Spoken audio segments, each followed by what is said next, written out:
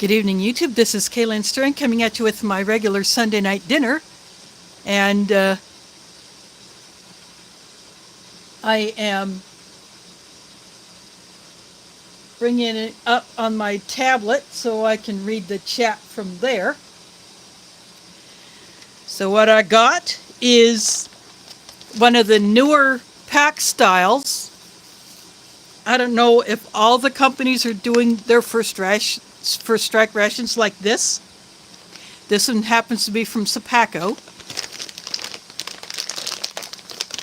Might not be able to see it there, but that is the pack date 2023. 248th day of 2023, so it was packed last summer. I see a Burger Butt and Booger Butt here so far. I will be dividing this up into 2 meals instead of 3. And because I want to hold on to this bag to put the unused items in, I will use a separate bag for my trash. But this is an enlarged version and a thicker version of the same type of bag that Ameriqual and Sapaco are using for the inner packaging of the Amories, and then the newest style of single meal Amories is now in something like that. And the original Moors were in something similar, but they have gone to the opposite end with a peelable seal bag.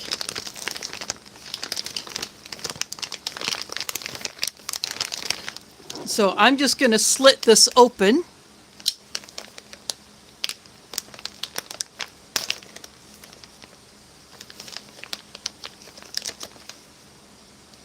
That should do.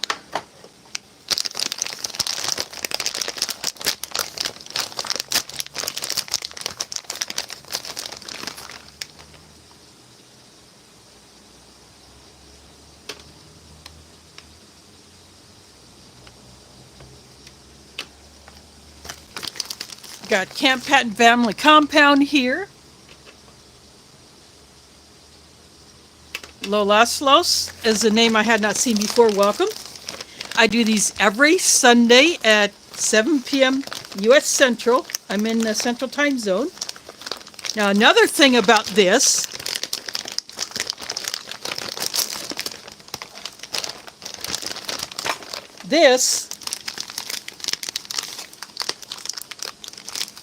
is a smaller version of that. So this is like the accessories, condiments, things like that. So I'm going to set that off to the side. And I will pull out the other loose items.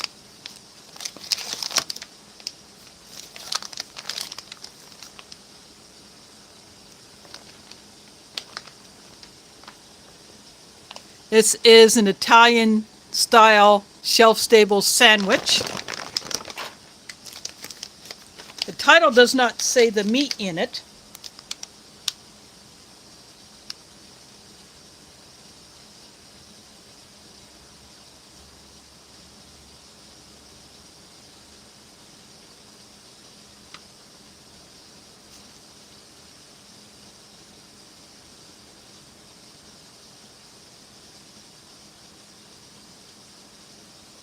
I'm looking at the ingredients. There is a lot of ingredients in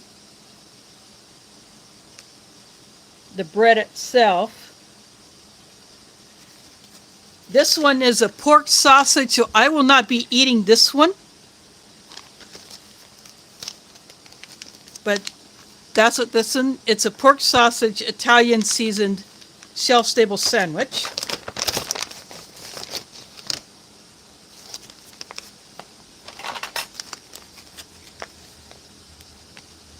This is the Bridgeford cinnamon bun. That would normally be the breakfast item.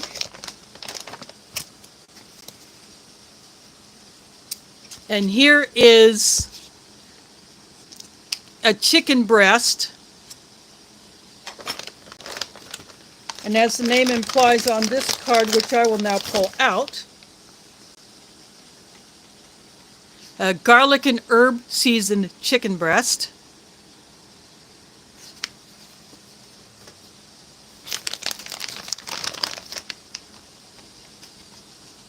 I did not prep my pot that I would normally boil the entrees in. So I will go ahead and eat this one cold. Got corn nuggets. These sound like the lighter version and not the actual corn nuts. Caffeinated chocolate pudding. Then we have cranberries. And then the last thing in here is the same Ziploc bag that they have used in the past, but is the color of the rest of these pouches. You can see that, and it is slightly longer. It used to be only about up to here, but this is a longer bag.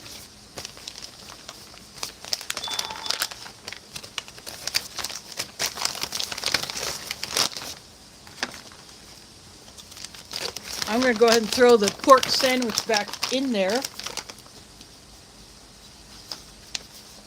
And I'm going to stick the menu card back in there as well.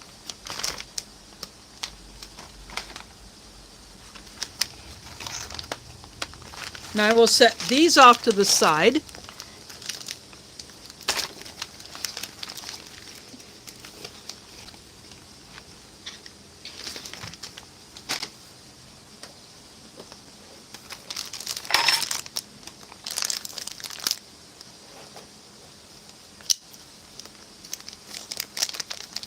Now I'm going to cut this one open.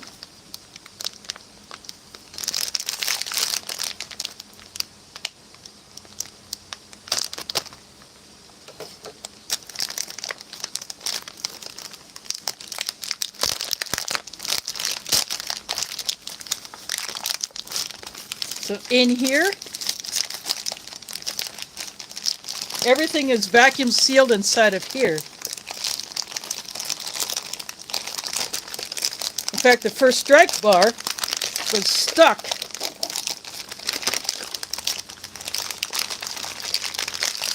to this. A mini cranberry or cran raspberry first strike bar.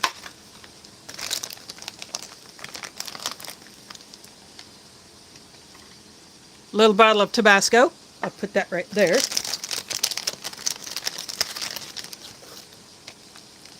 Teriyaki beef stick.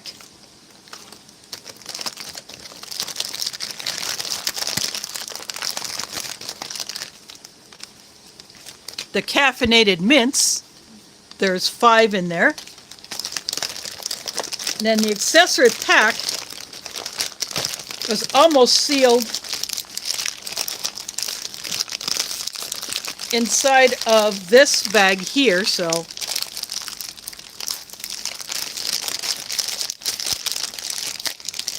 and it was also stuck to it, so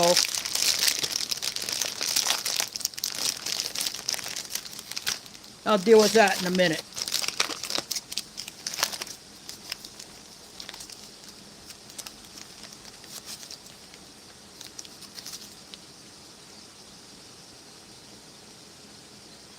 This is cheddar potato spread or soup with artificial bacon bits, like Baco's. So it's a fake bacon flavor. Crackers.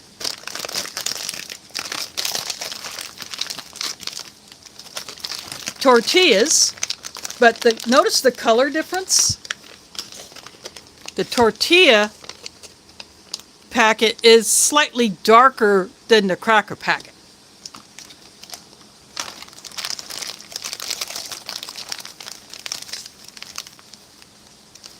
vanilla dairy shake powder,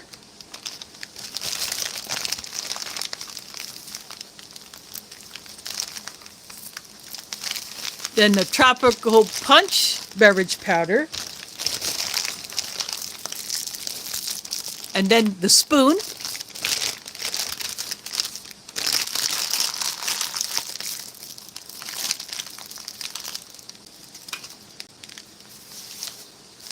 since this is pretty much destroyed, I'm going to go ahead and put it in this this plastic bag that will serve as my trash bag.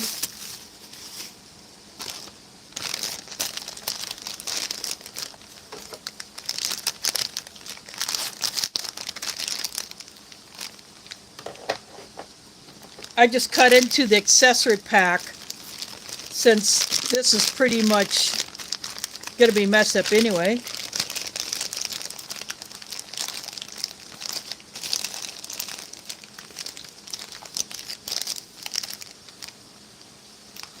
The raspberry drink stick, same color packet as the tortillas.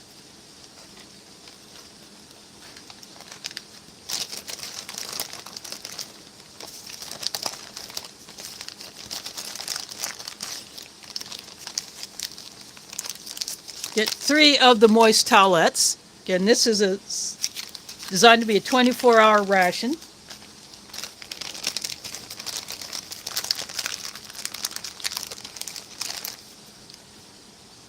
The rear roll.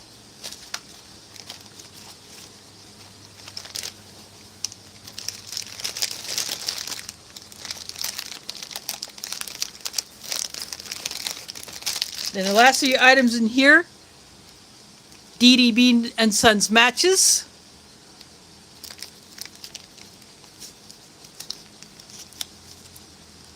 with white tips. Again, I have no idea what the head color is supposed to mean. Cinnamon gum.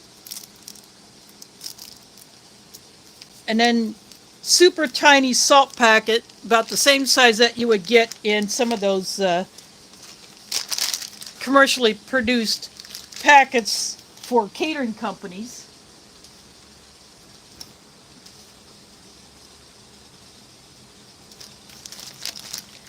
And one of the moist towelettes just dropped, so I just picked that up.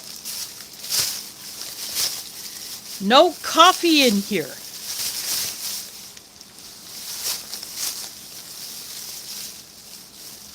I'm not sure what's up with that.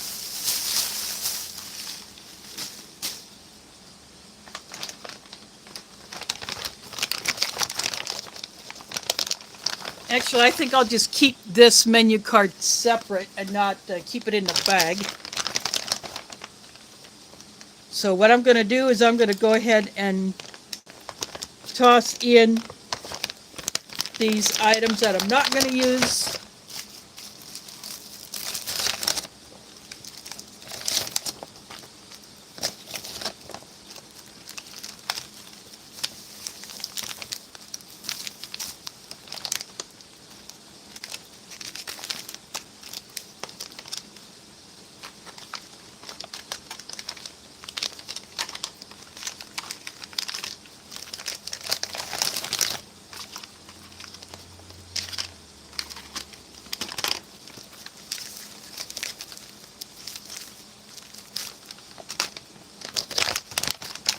I was hoping that this would include coffee, but it seems that more of these newer production rations are skipping the coffee altogether. Multi-Magnum is here. The Carlos Perry is here. Spicy tuna rolls.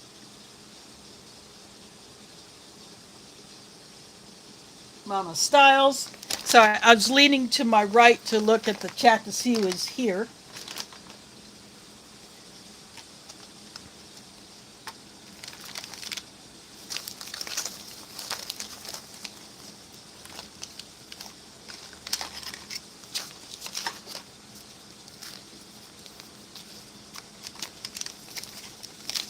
So what I may do, since there is no coffee in here, I may just go ahead and get me a tea bag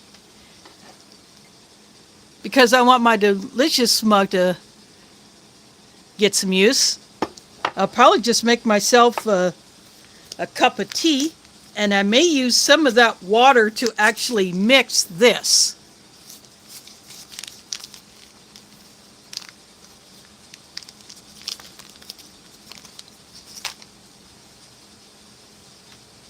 And then I will bring these other items back in and decide what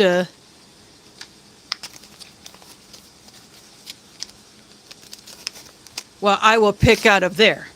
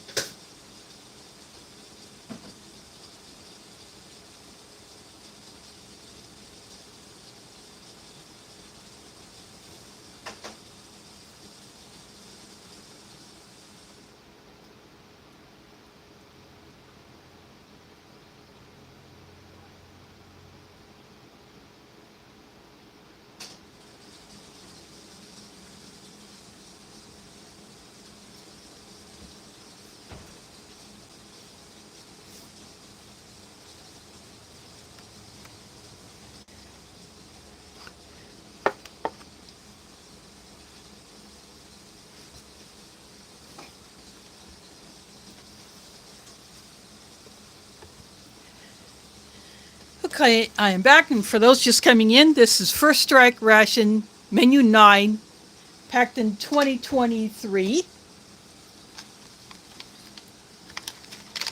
So I think the crackers will go away.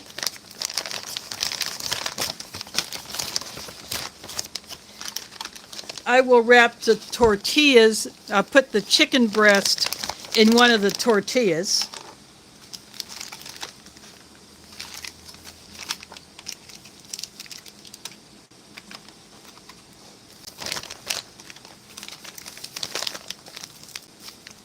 And I think the dairy shake will go away.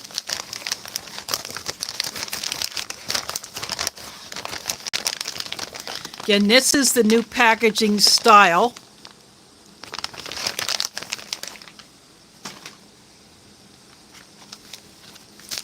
As far as the drink, tropical punch or the raspberry.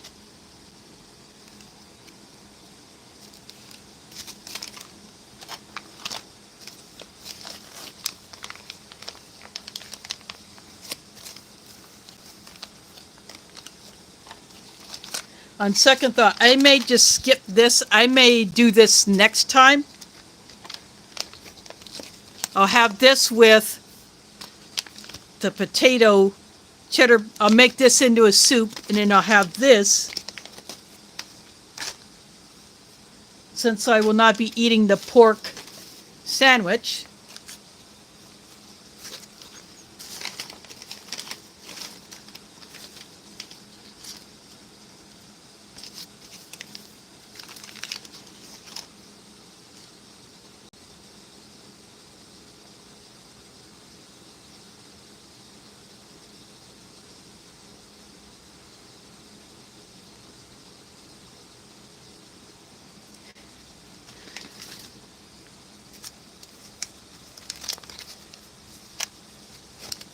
So then dessert options, I could either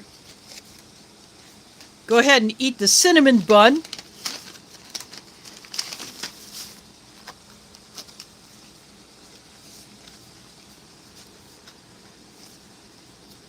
or the caffeinated pudding. So that could be an option.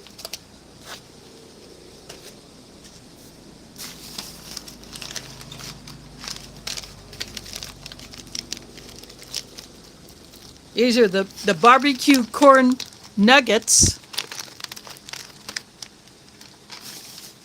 Then I have the cranberries here. I'm glad these are not the osmotic ones because I do not like those. And there is a stamp of the date code on the cranberries.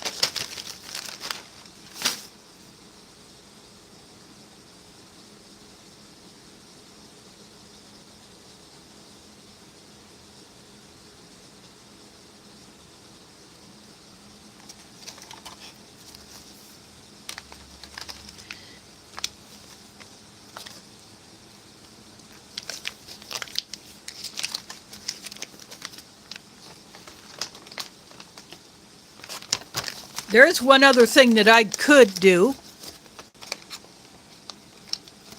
Since I did not use the cheese spread,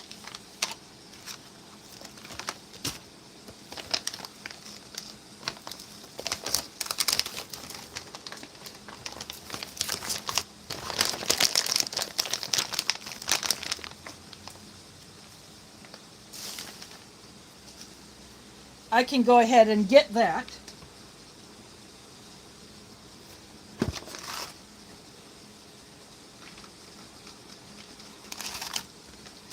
Sorry, I dropped the first strike bar.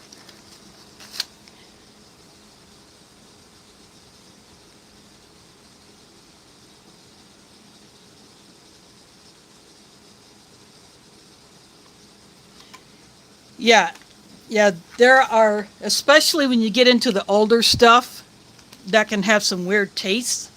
I'll be right back.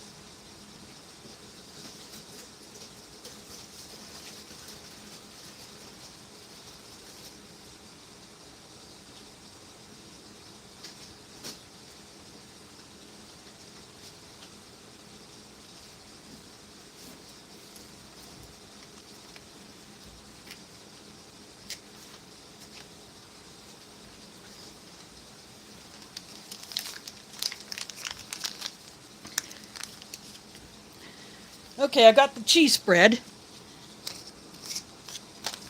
As far as a drink,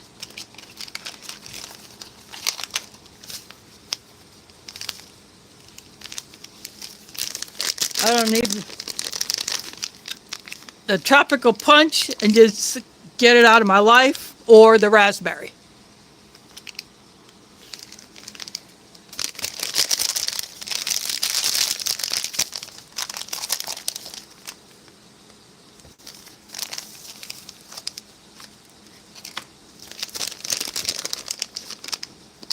Yeah, this one would take longer to dissolve, so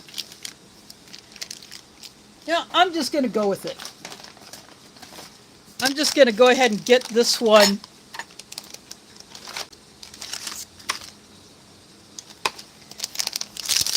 mixed up.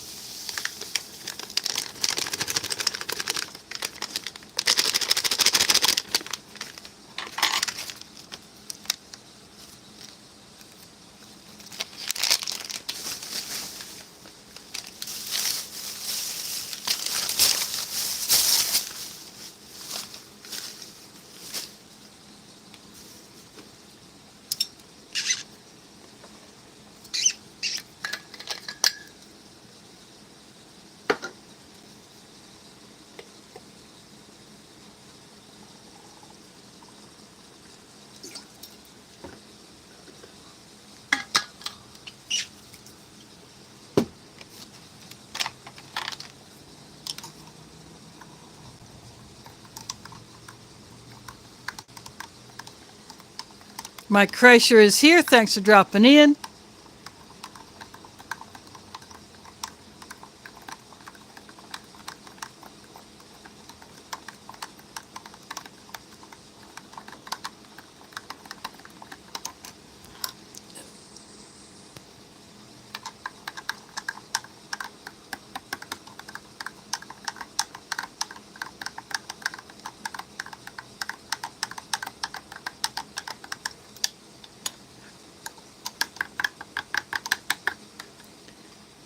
See that? This kind of foamy stuff on top.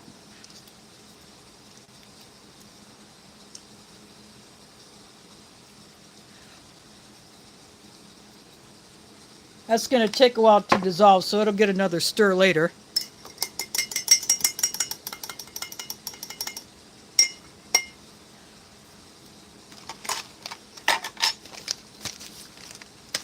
Well, since I decided not to do the potato soup, I'm going to go ahead and go into the kitchen and shut my stove off so that the kettle doesn't boil dry.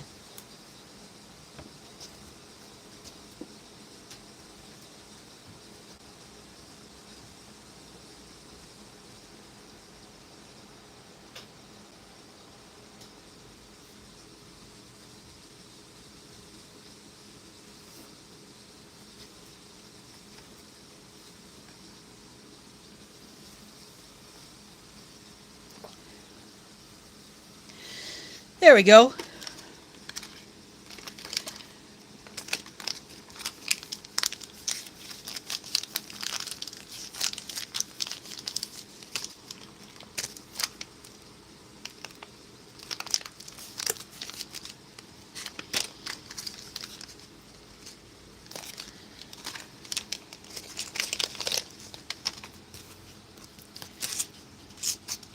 I like how they did this pouch with the tear going across this way instead of lengthwise.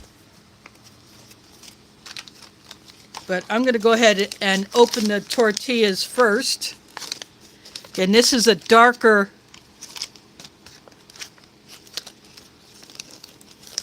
you can even see the difference. Now the front side of the first strike wrapper is the same, but the back is slightly lighter. I don't know if they're experimenting.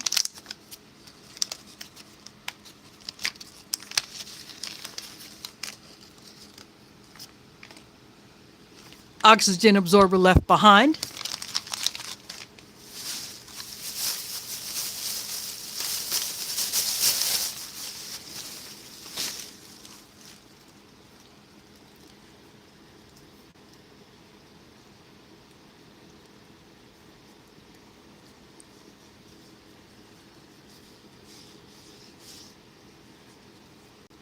These are very, very compressed.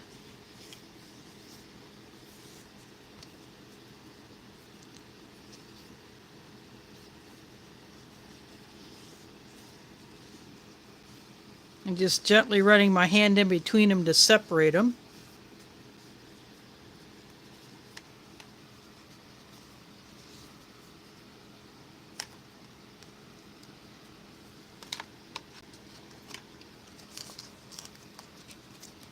There may be some broth in here. Or, oh yes, there is.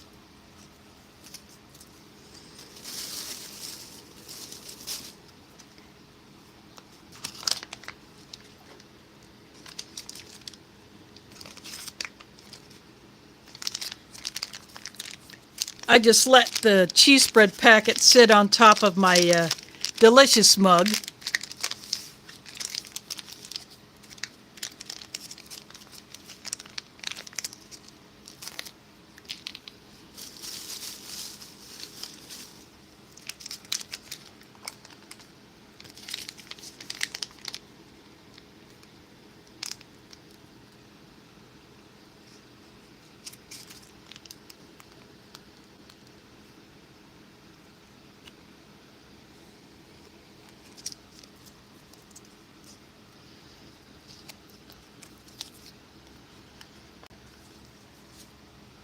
And while I'm at it, I'm just going to squeeze the rest of the cheese spread onto that tortilla.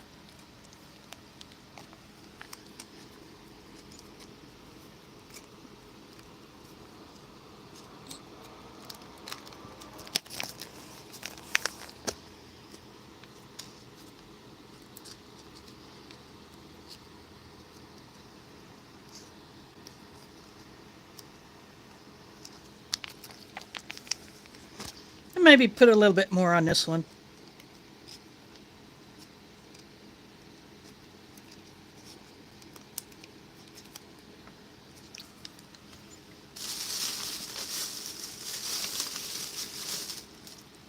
Now take the chicken breast using the fork end of my spork.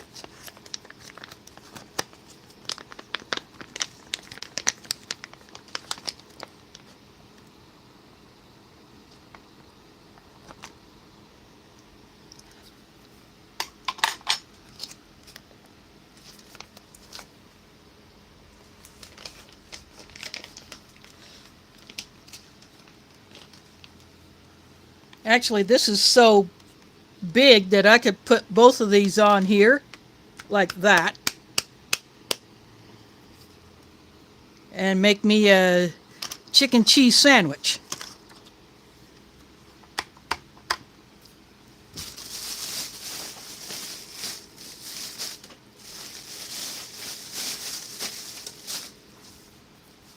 As far as everything else goes, I'm going to go ahead and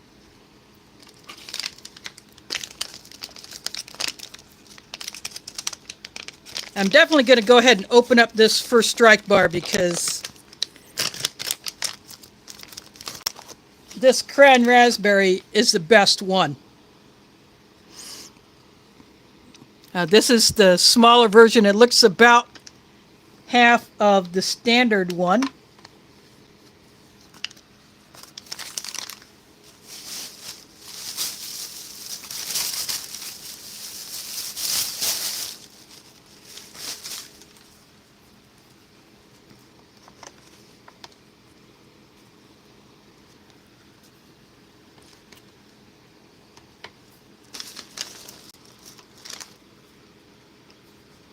Creative Redundancy is in the house. Thanks for dropping in.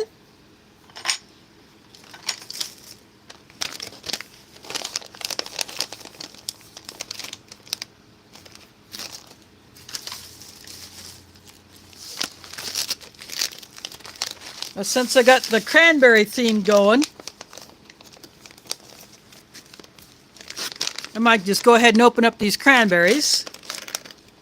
Got the tear notch way down here, but that's okay.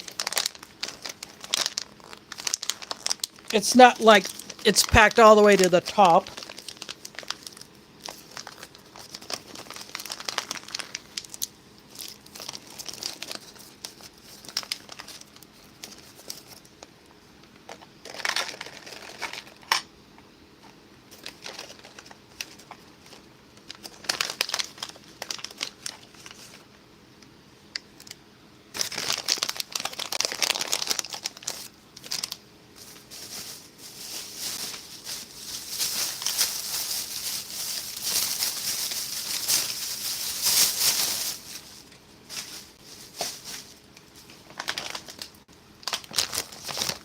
And I think these corn nuggets will make an appearance when I get into that soup.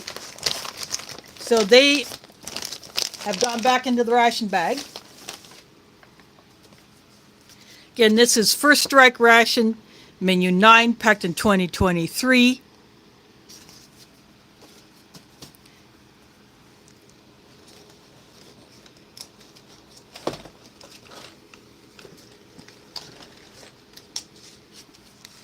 So I can either open up this caffeinated chocolate pudding. Maybe that's why they didn't put the coffee in here, is because they put this in here. Or the cinnamon bun.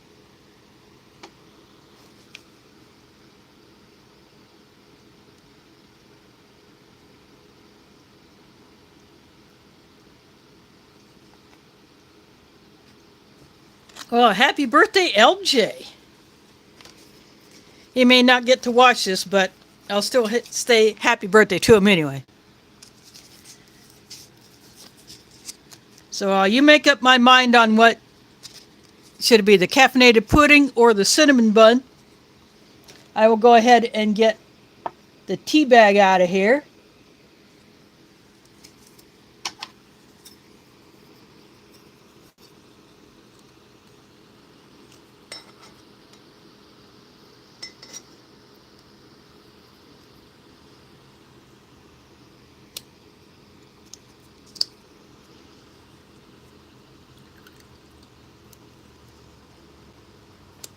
I am a tea bag squeezer.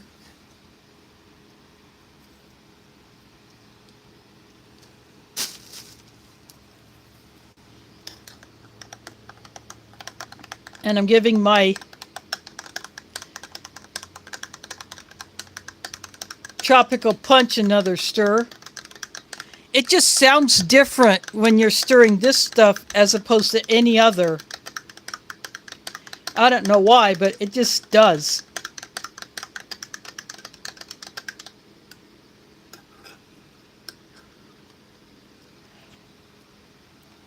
And you're still left with that.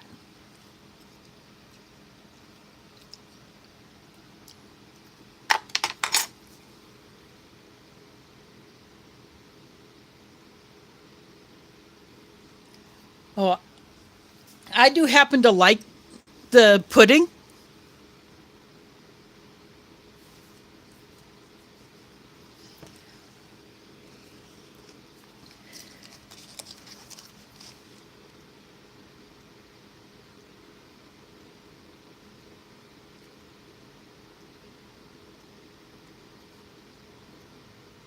There's Robert in the house. Thanks for dropping in. 2023 Pack First Strike, Menu 9. The Italian style sandwich is a pork sausage, so I will not be eating that. I will come up with another plan. So I will eventually pass that on to someone else. So what I did was I took a cheese spread that I had not used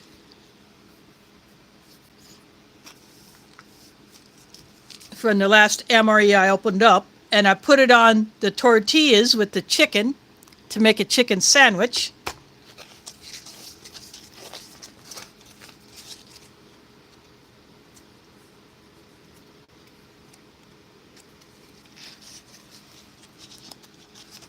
So I think I'll save the cinnamon bun for next week.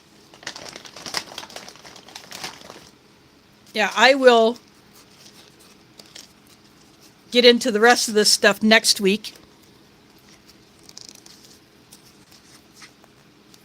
These are designed where you can just suck it right out of this pouch, like the applesauce.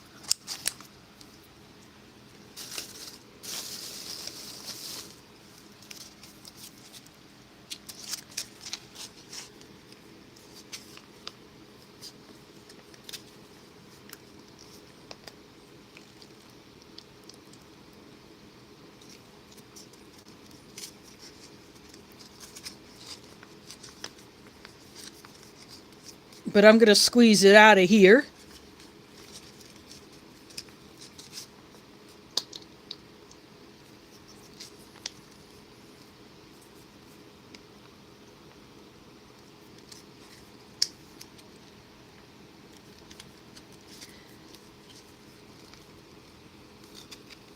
This is some pretty thick stuff, so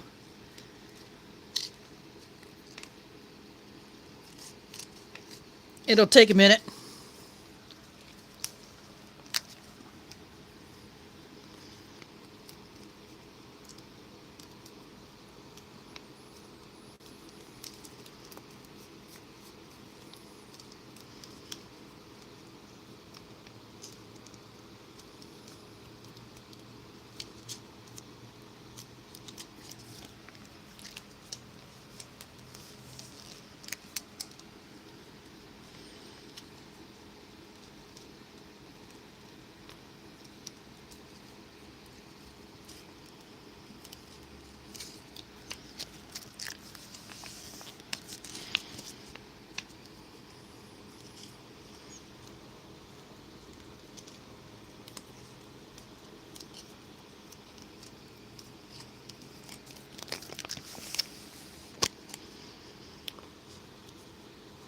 I think this pudding used to be just a little bit thinner.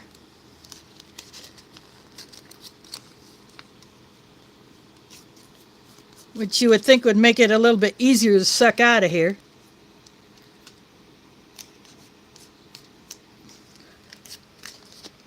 I'm going to call that good.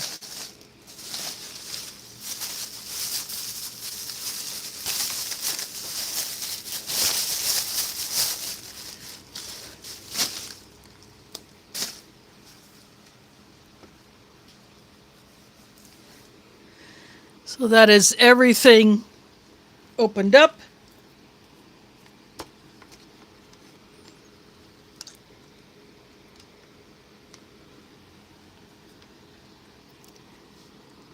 This garlic and herb chicken breast I have not seen before.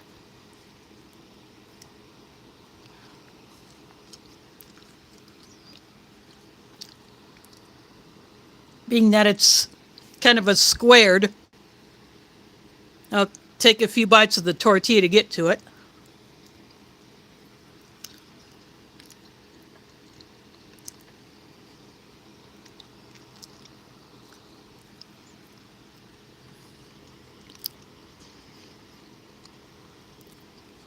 Again, whenever I want to look at the chat, instead of trying to read it off my phone, I turn to my right and I go to my tablet to look. There's still a little bit of the broth dripping off.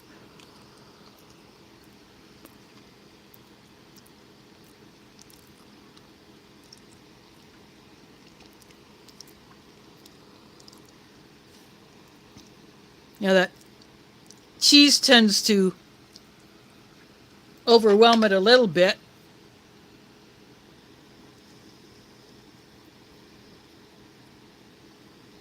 And there is a good look at the inside.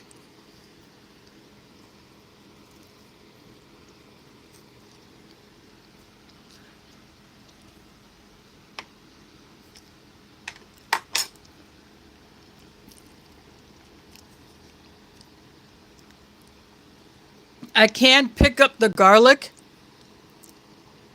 but I don't pick up any herb flavor, so they could probably do a little better with that.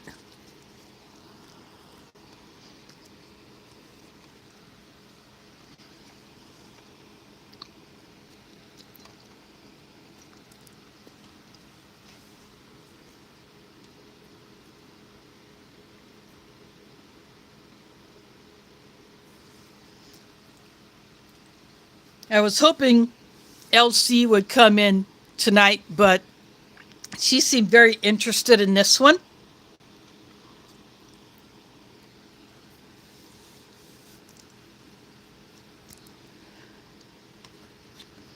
Yeah, these tortillas can have a tendency to split,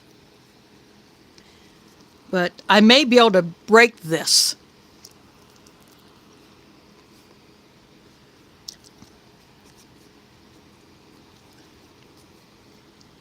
There we go. That'll be better. I literally broke it in half. The chicken breast was probably going to break there anyway.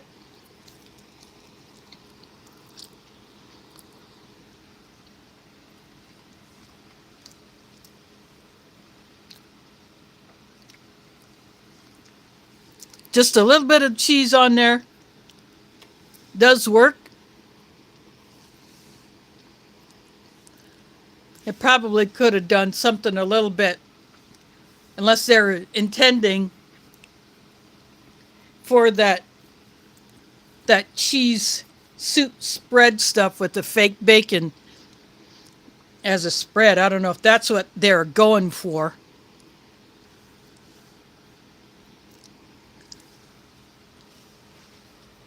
But I'm going to play with that a little bit next week.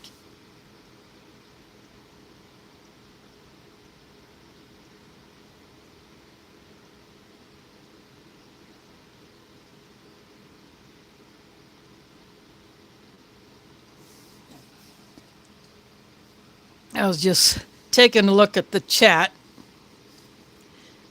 And yeah, I have seen that personally, DeCarlos, where the biological parents don't do well with their kids and they end up getting them taken away.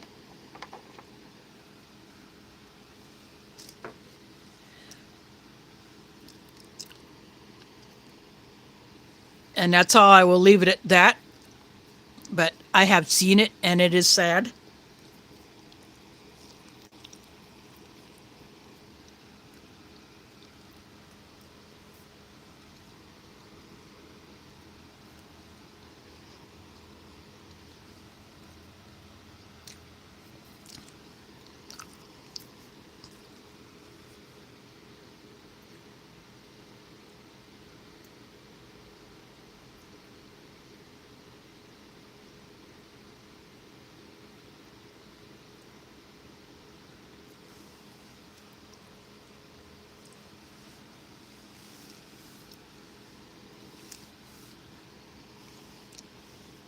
I have also known step parents to be very good with their stepchildren. My best friend in high school was the only biological child of her parents, and then they had adopted a pair of brothers,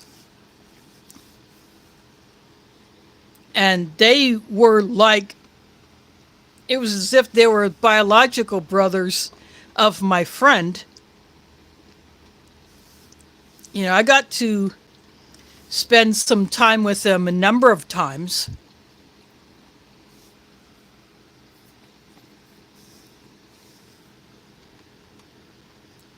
And even though my friend was totally blind, she still, you know, everybody was expected to pull their weight, although my friend did not do any of the farm chores. She just stuck to doing stuff around the house. And because her dad raised corn, he grew corn on his farm, maybe soybeans, I don't know. I know about the corn. But when she was not in school and my brothers are off doing whatever, she would be the one taking down notes on what grain prices were and anything like that that her parents would want to know, as far as, you know, kind of help them make decisions for the farm.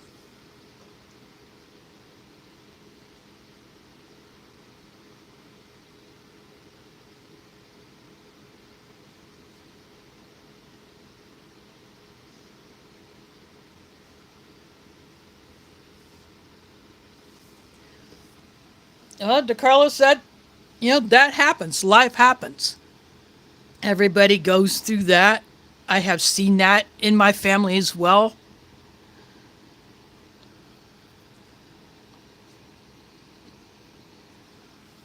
And, you know, just tell those people that they don't have to face it alone.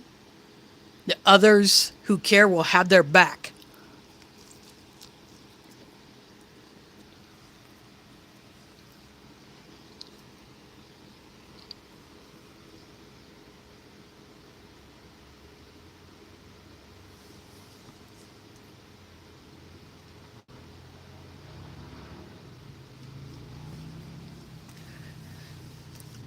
Yeah, I understand that. But just letting you know that we will have your back no matter what.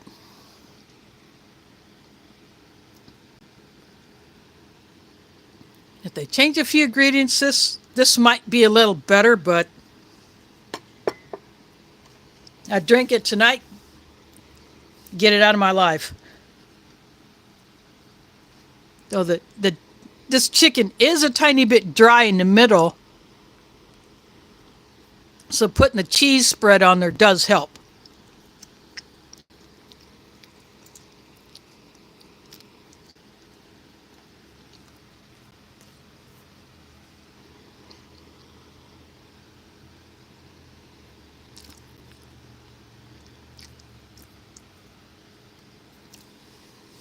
Again, good garlic flavor, but I'm just not getting the herb flavor at all.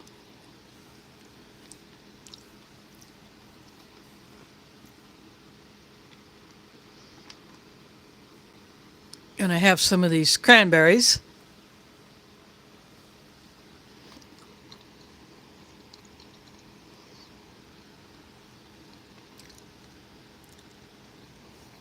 Chewy, tart, sweet, perfect, and not the osmotic ones that I don't like.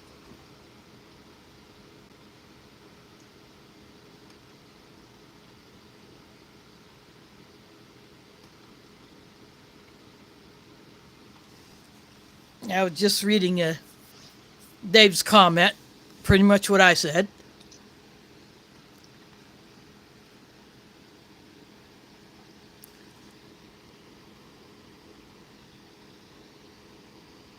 Now, if this was turkey, if this is a piece of turkey breast, I would take a bite of that turkey breast and then eat some of the cranberries.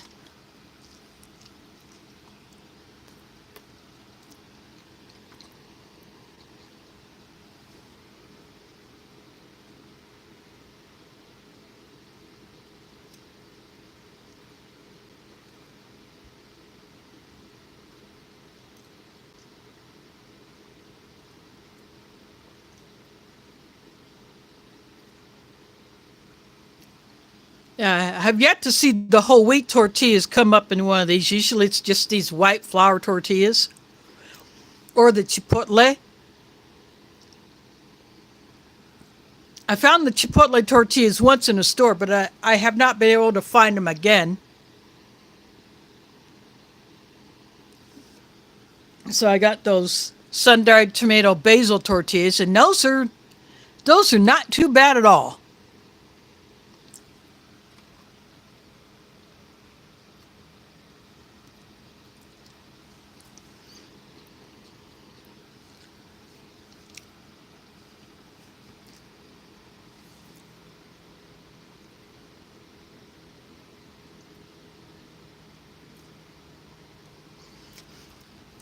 Yeah, I'm definitely with you on that one, and the vegetable crackers.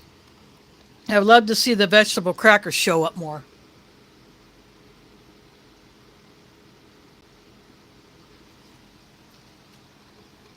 Yeah, the Mission brand makes those, they're called carb balance tortillas. They have the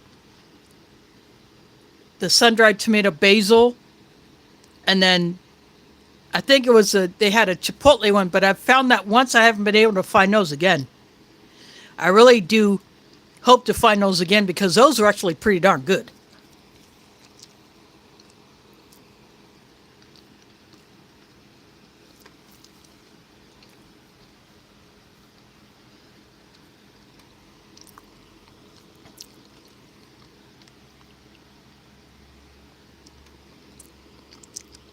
And Mug from Delicious.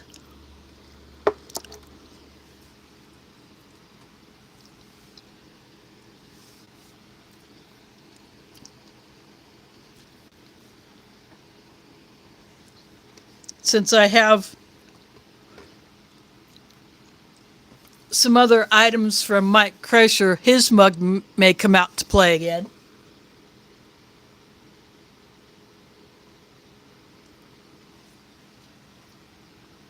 Yeah, when they put the chipotle tortillas in,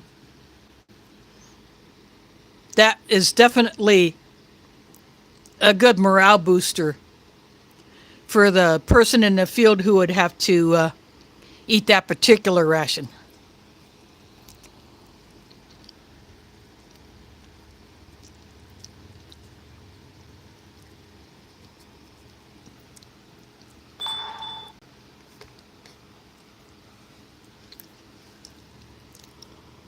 I like it when they bring in things like that have a little bit more flavor variety.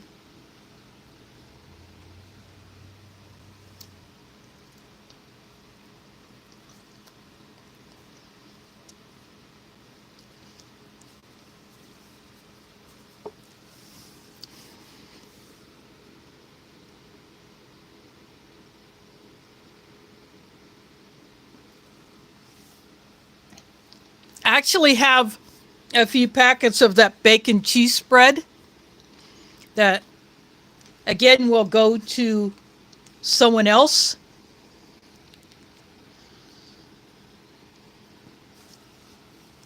What I might do is make up a mystery box myself, put in those items that I will not eat, such as that Italian sausage sandwich and those cheese spreads. They have the real bacon in them, not the fake stuff that's like in that cheese potato soup spread thing.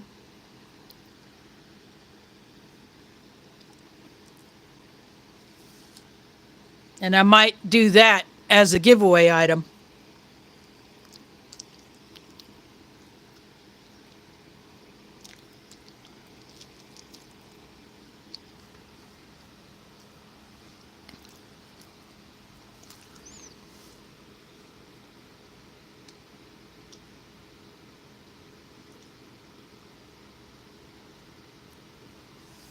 Well, CR, you'll have to get your own coffee. I'm too far away.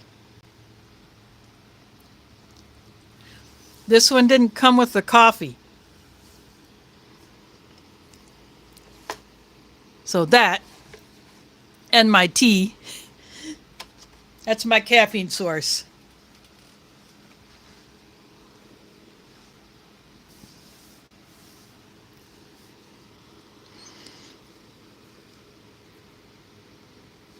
Food Forest Permaculture in the house. Thanks for dropping in.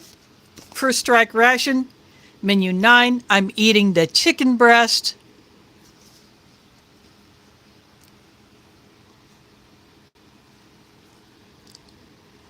The Italian sausage sandwich is a pork sausage, which I will not eat since I do not eat pork. I will just save that to pass on to someone else at a later time.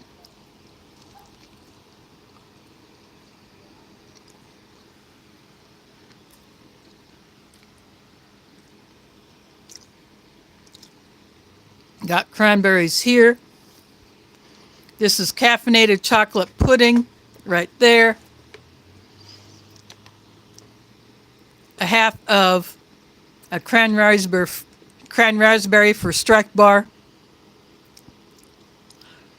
This one looks like a whole one was just torn in half.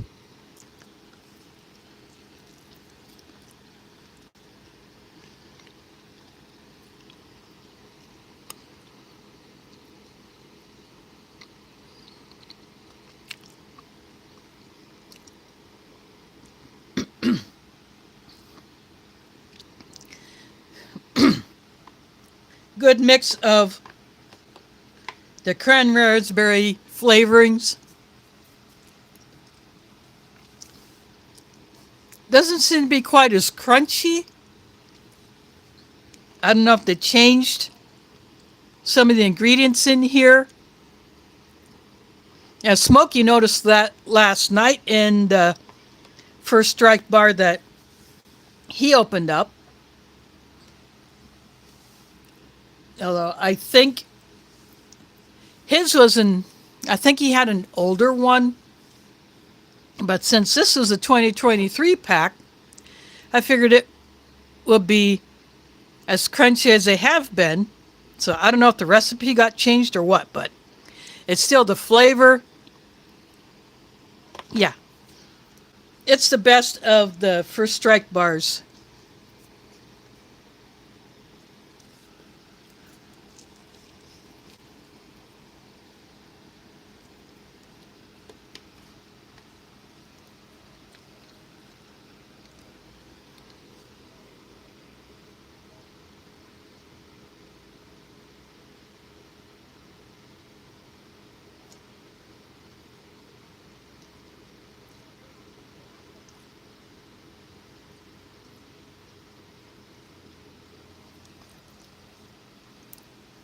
No, that's okay. More watermelon for the rest of us.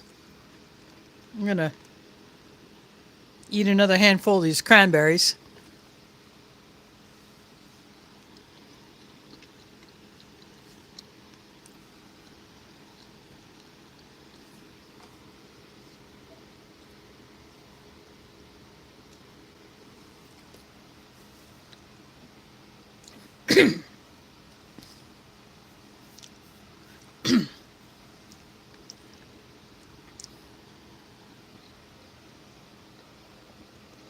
Looks like that foamy stuff has gone away.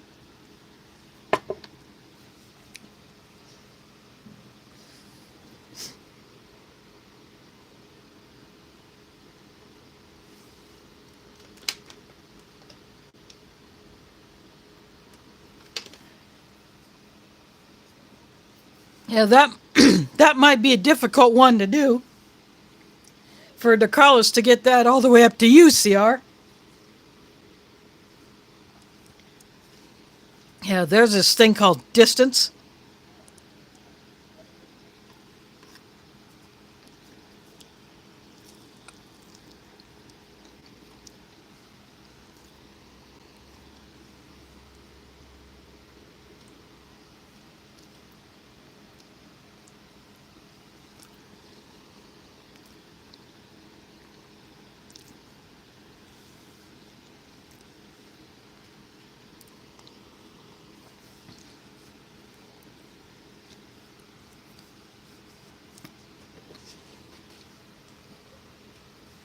And unfortunately, transporters and replicators are not around, so that's not going to work.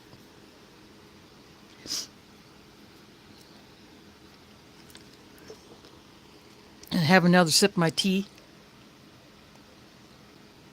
Just the tea bag I got from my kitchen.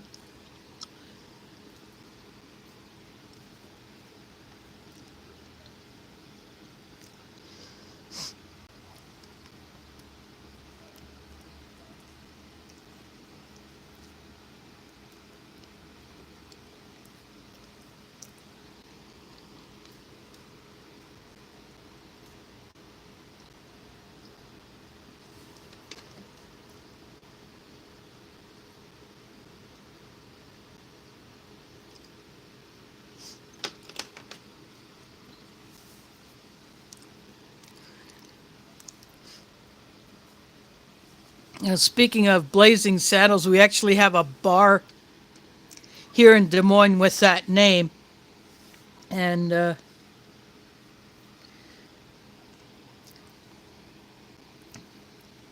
it's the one where, or it's one of those that is popular with the gay guys here. That's where they like to hang out.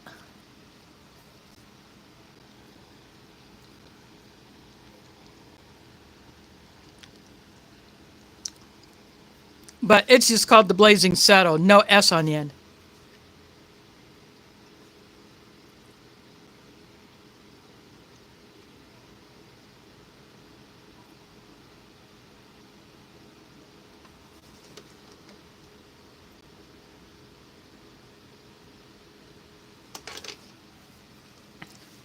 Yeah, it would take a lot to get some of us offended.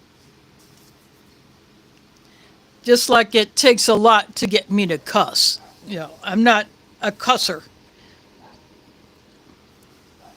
I have my slider cracked open, so I apologize for any noise that might be louder than that dog barking.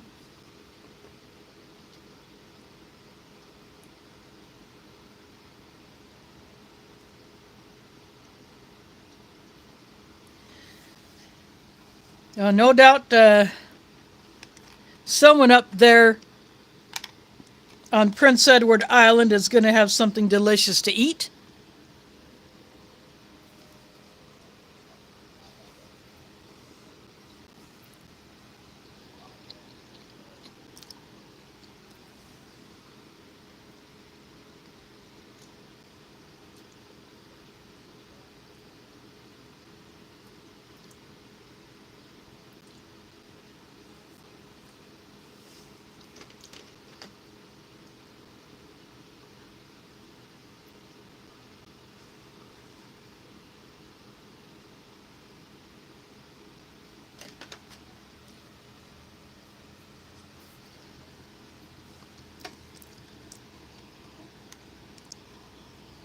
I'm going to have another bite of this.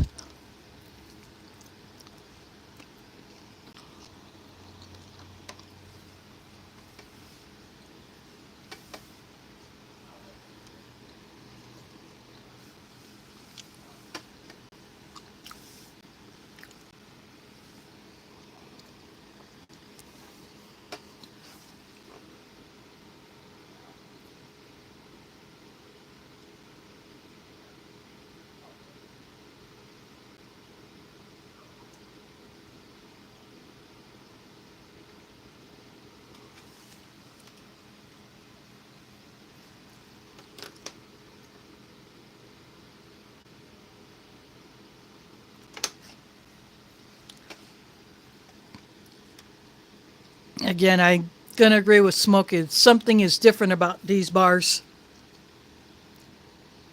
I think they changed some of the ingredients.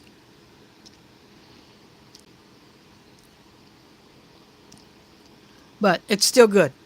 I'm still going to enjoy this.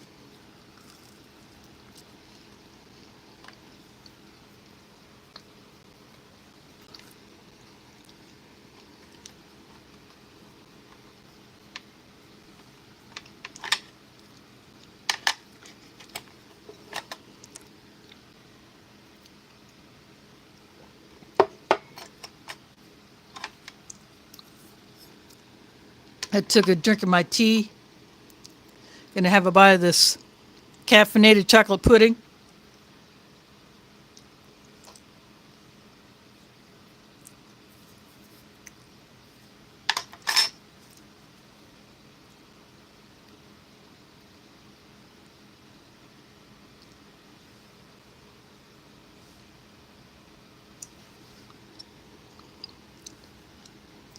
I like the taste of this caffeinated pudding. I don't get much of any aftertaste. I mean, it basically tastes like a mocha coffee in pudding form. It's a dark like the chocolate and mocha First Strike bars.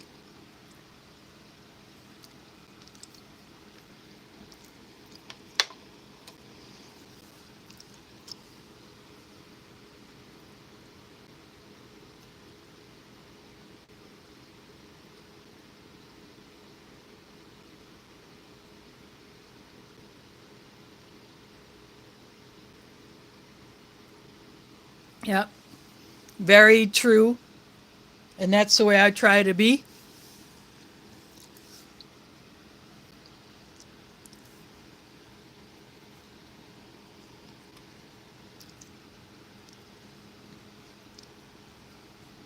You know, someone wants to think something different.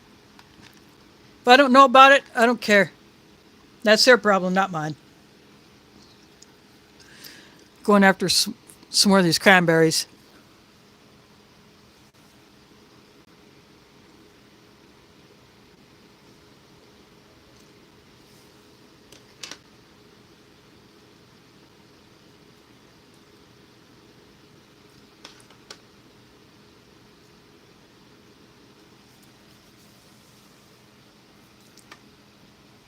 Only thing I don't do is I don't do those zodiac signs. I'm not into that.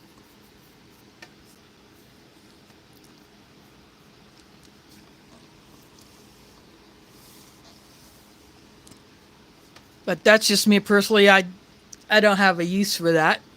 Other people do. People in my family, some of them are into that.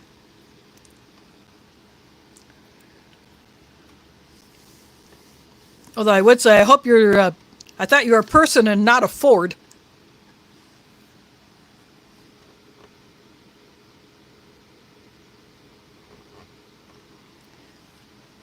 Yeah, I can be stubborn too. Me being a Polska, we can be pretty stubborn. And sometimes stubbornness can work in our favor. It all depends on the situation.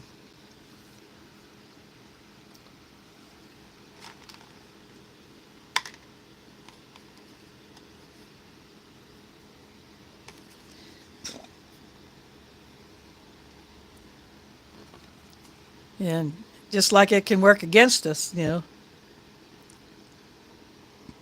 That's just the way life is.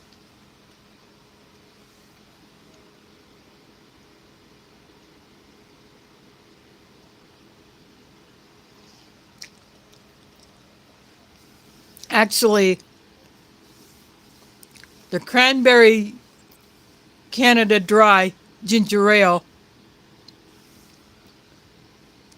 I like that one better. I've actually never tried the cranberry Sprite, but the ginger ale, yeah, I like that. Not the sugar-free one. I do not like that.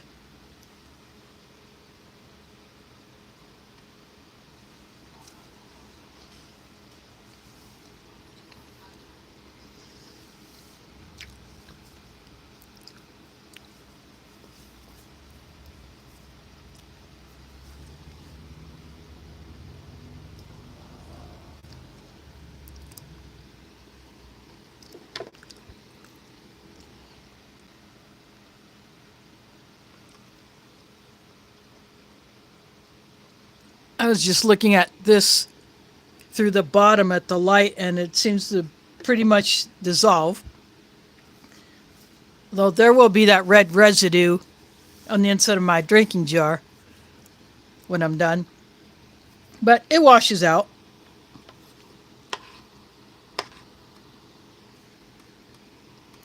Gonna have some more of this.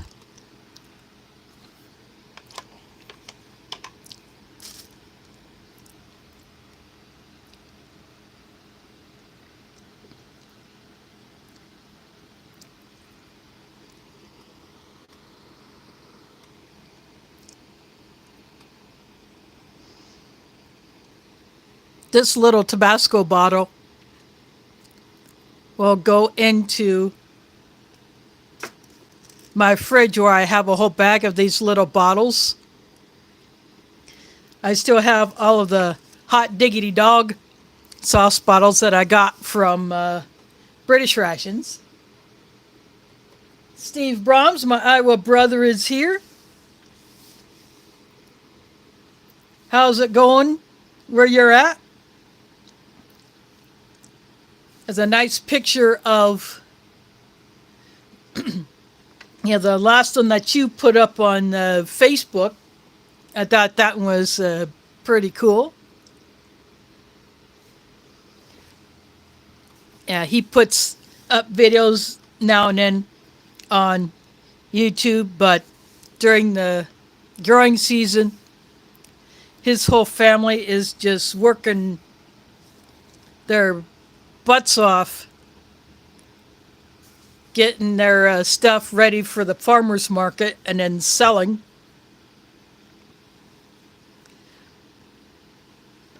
Of course, when you have a farm, you're doing chores all year round, especially when you have animals like their chickens, ducks, and turkeys. Best eggs I ever had was 12 hours out of the bird.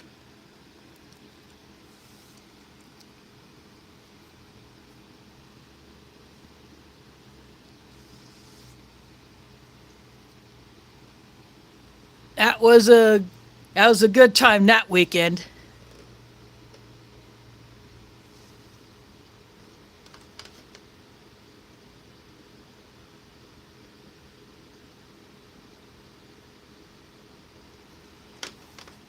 Oh, good. I hope you can get that thing working so you can get that job done.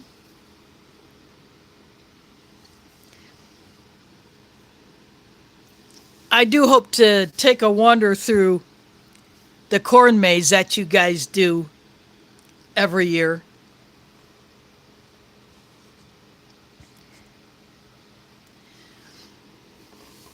Or at least be a fly on the stalk as kids walk through it. That would be just as fun watching them.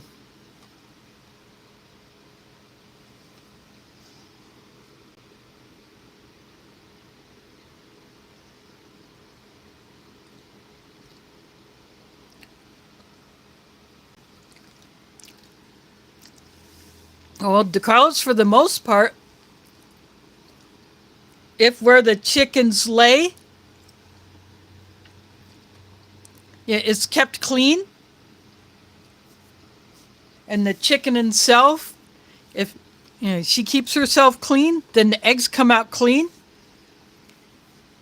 And unless they're washed, you can store eggs at room temperature for a whole lot longer than you can commercially processed eggs that you have to keep in your fridge. And if you do it right, you can do what's called water glassing, And that can preserve unwashed eggs up to 2 years.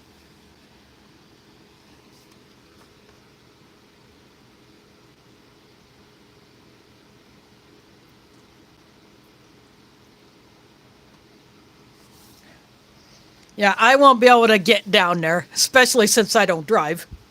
Someone would have to pick me up and take me down there, but I will probably be too busy anyway because I still go to the mosque every Friday.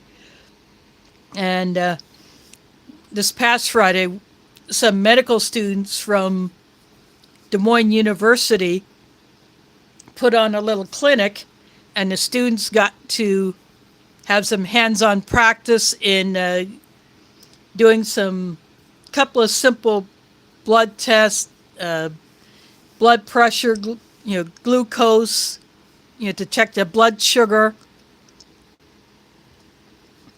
and then they get to consult with the person. Say, your blood pressure might be a little high.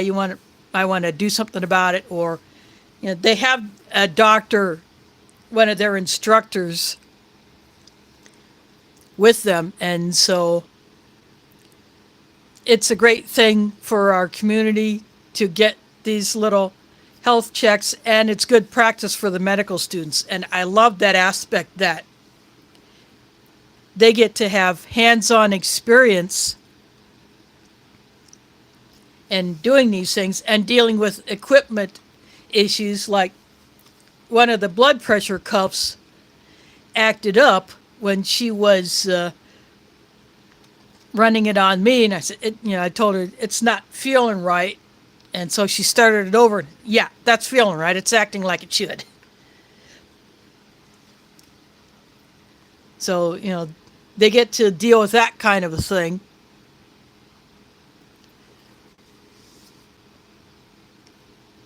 Yeah, and it's just good all the way around for the students. Some of them happen to be members of our mosque, and the non-Muslims are coming in there and doing it. And then they got to share in our lunch if they wanted.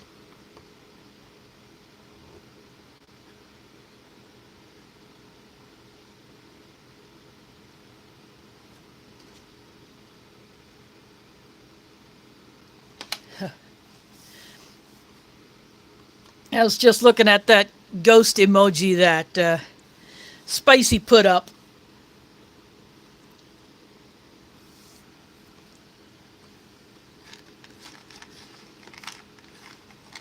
And the haunted house thing. Yeah, I don't mess with any of that. Our zoo puts on something called Night Eyes. They open up the zoo at night. It's lit up. There are treat stations all over. The kids can go into a building they call the Discovery Center and do some activities. Plus, they get to see some of the other animals that may not be asleep yet.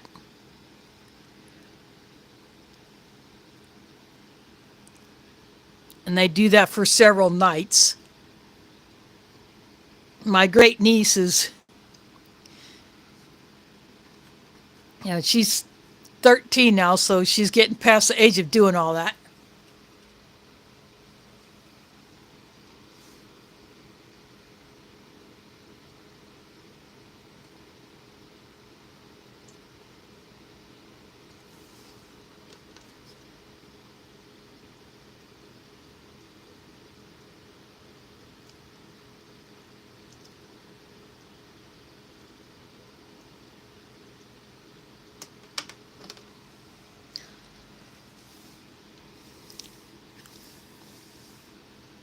Yeah. The only time I had something close to that was I had pretty high blood pressure that did not want to come down after my gallbladder surgery back in '07. So I took 1 month's worth of blood pressure medicine. And then my doctor said, that's it. You don't need that anymore. And I've been pretty pretty fortunate with my blood pressure ever since. Sometimes one of the numbers might be a little up, but Friday when one of the, then she that student got that blood pressure cuff to work. They're battery powered ones, so not, don't have to manually pump it. But she asked me if I've ever had high blood pressure, and I said, yeah, when I'm in a plane.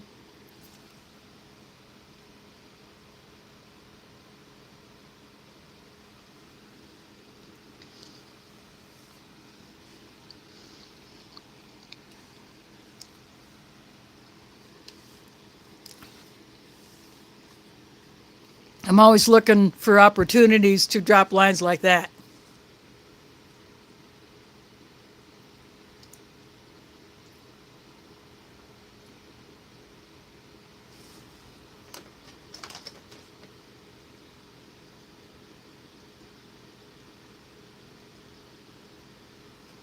Yeah, my mom has AFib as well, and she has some other issues, or she has to avoid certain things in her diet.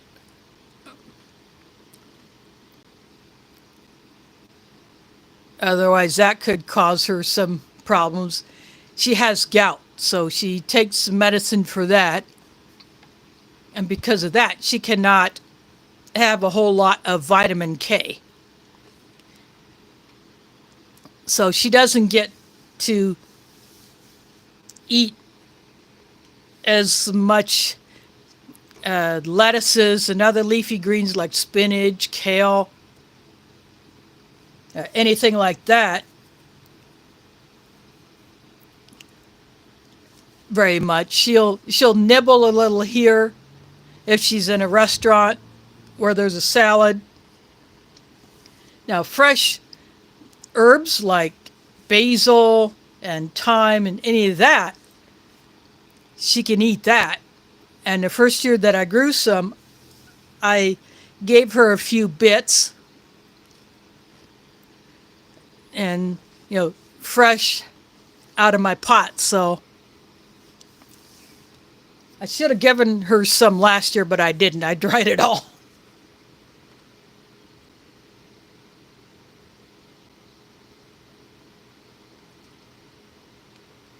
What you mean? My joke was bad about having high blood pressure in a plane?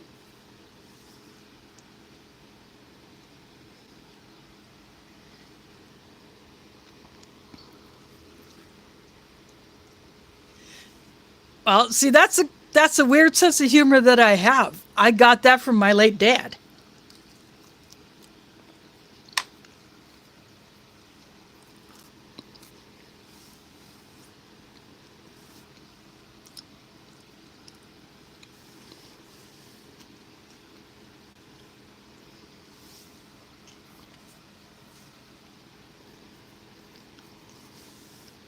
Friday, when people were lining up to do their little health checks before they would eat their lunch, I'll tell them, yeah, do that,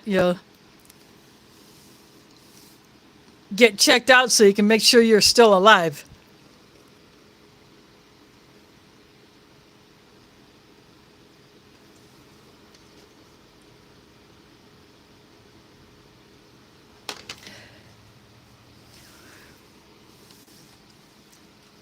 Yep. CR understands. You got to have a sense of humor like that. I'm always having fun with the staff at my doctor's office. And when I went to the orthopedic center to have my right knee checked out to see if there's a possibility of getting the hardware, I was cracking up with them too.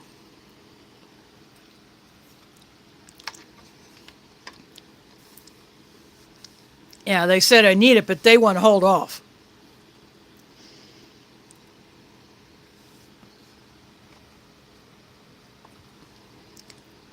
But I love to just get it done and get it over with, so I don't have to end up having to call for an ambulance to get me out of here to go to the hospital to get it done, because if my right knee completely fails, I have no cartilage in it. But I still do stuff. Thanks for dropping in, John. Hope to see you. Well, that'll be next month. Because the next time I stream, it will be November.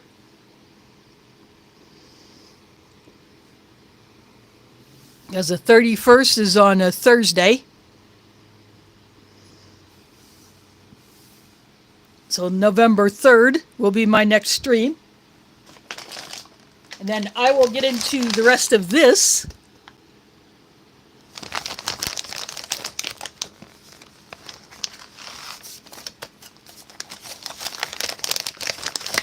I'm going to save the thumbnail that I used for today's stream.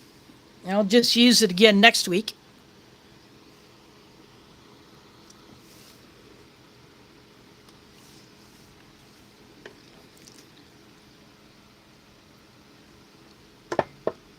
And again, because there's no hot drink, I may pull something out of my stash. It might be another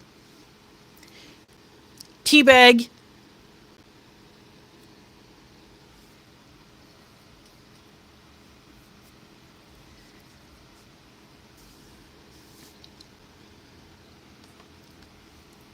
And then I will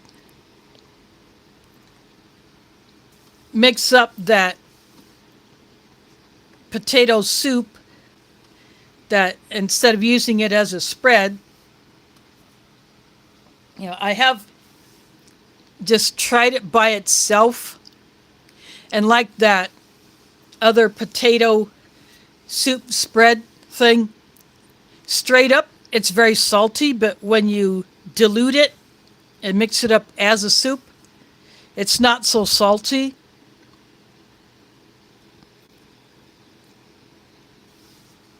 So I think I'm going to enjoy it better that way, and I will be putting in some of those corn nuggets, like croutons.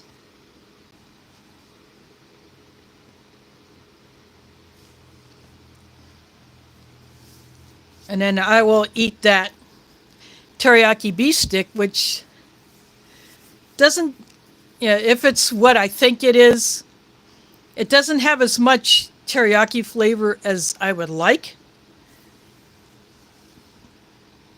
but they're still not bad.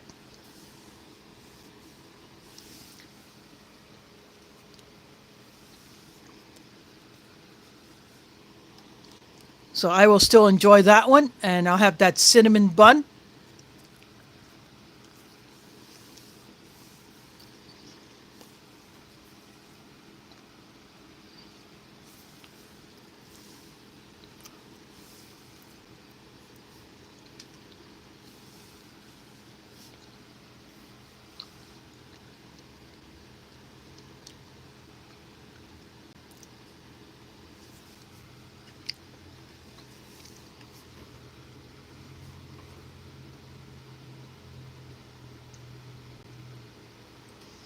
Oh, you probably have.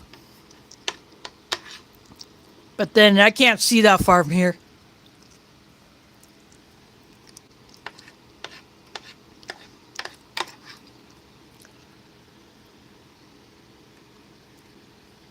It was good to see Smokey on last night after all that he had been through.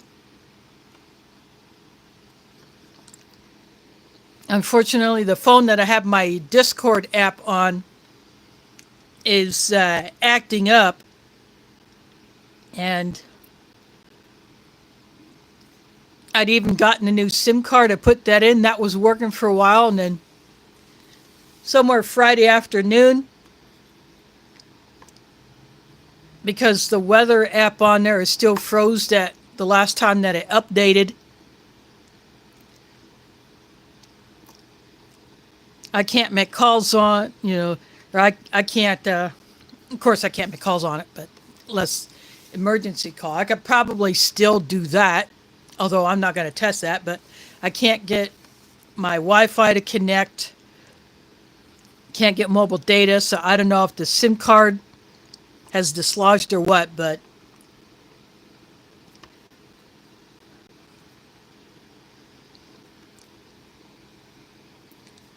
that's just like a backup. I upgraded from that Samsung Galaxy S5 that I had been using for years until I got this one.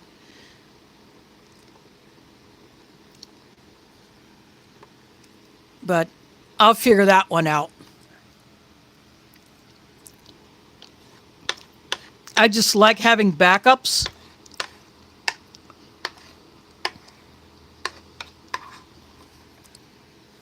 Yeah, that particular one has 2 SIM card slots. I could put a second SIM card in, but I don't want to do that. And that one was a factory refurb, just like this one that I'm using now. But it runs an older Android operating system.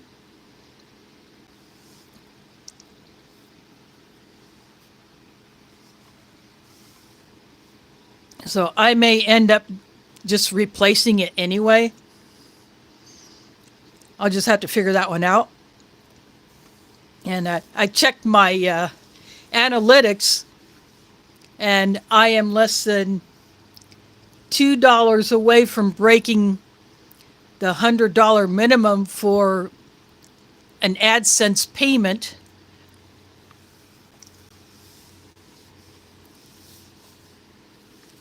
And for those who are monetized, they reach that $100 minimum to receive a payment. Those are usually kicked out between the 21st and the 26th of the month. And because today's the 27th, I missed that mark, but that's okay because I will definitely hit it on the...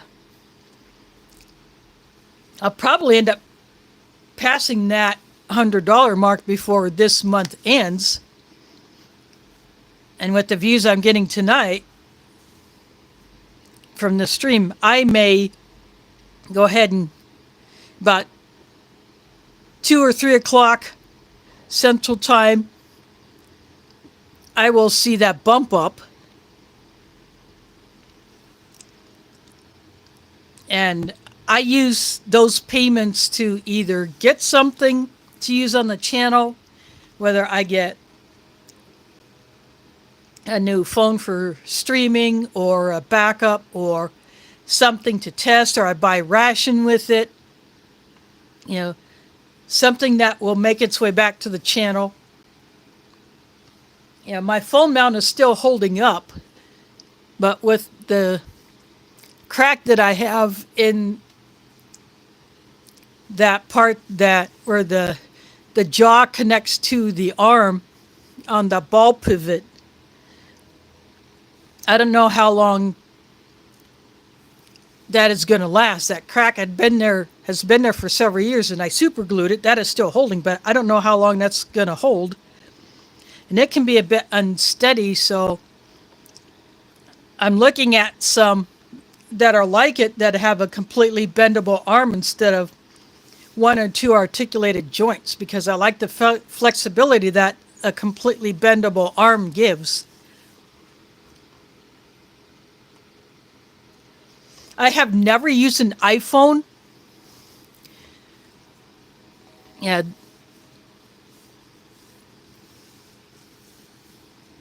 I've tried to help my mom figure a couple of things out on hers, but only for trying to find something in a setting or where her picture files might be.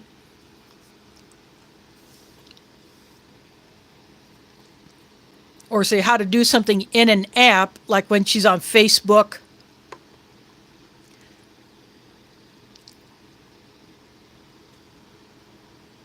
But that's about it. I have been using Androids ever since I got my first smartphone.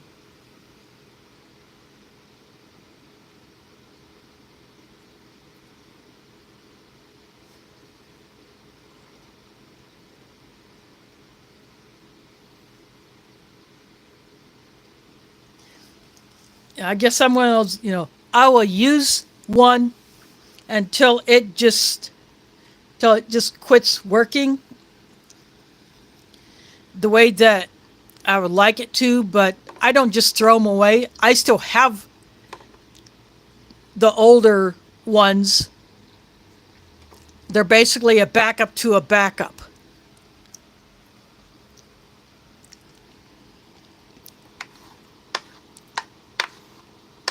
And without any kind of service at all on it, you can make emergency calls.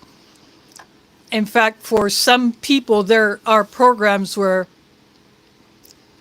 especially for a homeless person or a victim of domestic abuse, what they may get is a phone that is only capable of making 911 calls. That is the emergency number for here in the U.S. In other countries, it may be different. I think in some other places, it's 999 is the emergency number. But it is only capable of making emergency calls. I don't know about an emergency text. It might be able to do that as well. I don't know. I've never messed with anything like that. But there are phones that are set up to specifically do that. But any one of my older phones, if I have to, I can make an emergency call on it without having even a SIM card in it.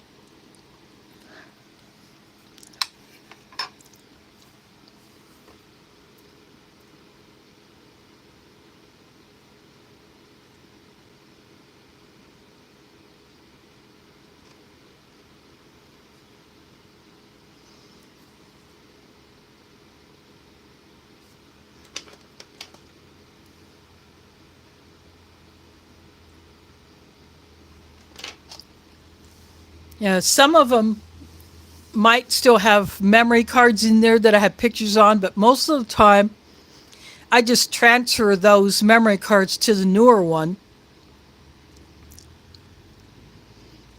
But the internal memory may still have stuff on there that I have stored in there in the past. And that's another reason why I kept those. I might have some PDFs on them as well, but I have mostly either been putting PDFs on this phone or I've been putting it on my Kindle.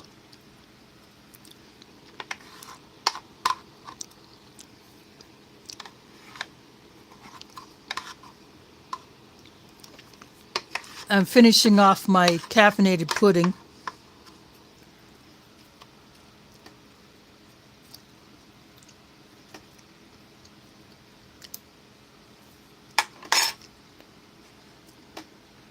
So that'll pretty much do for that.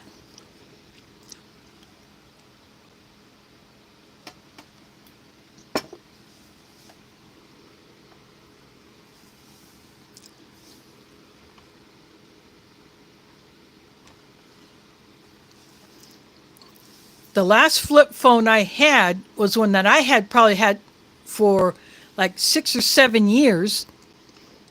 And then my mom had a flip phone. It broke. So what I did was, we were all using Verizon at the time before we all decided to dump them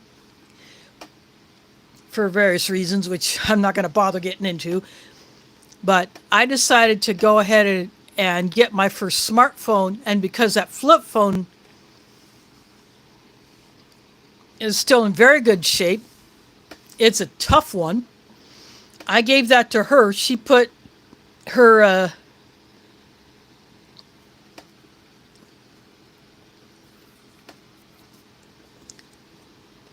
you know, she had got Verizon to make, reassign that phone to her. I think this was before, you couldn't put a SIM card in it.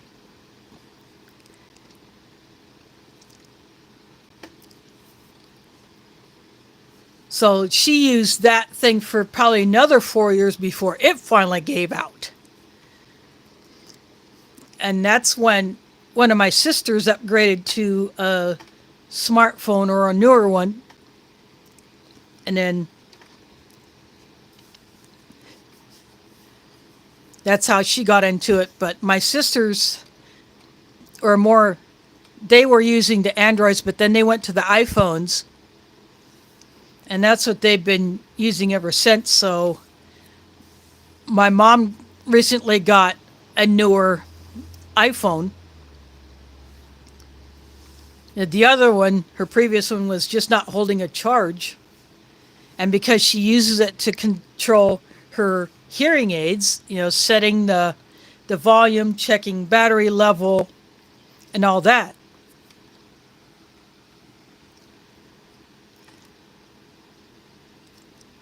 That one was just wanting to die so fast, so she got that. And plus I gave her a power bank last year for her birthday. And this year for her birthday, I gave her a couple of lengths of USB-C cables so that she can have different lengths for, travel or just as backups in general.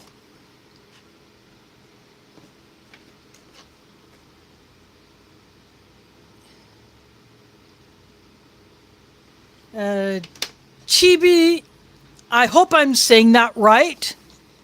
Welcome, thanks for dropping in. This is your first time here. I just finished off meal 1 of this 2023 pack First Strike ration. This is menu 9. I ate the chicken breast.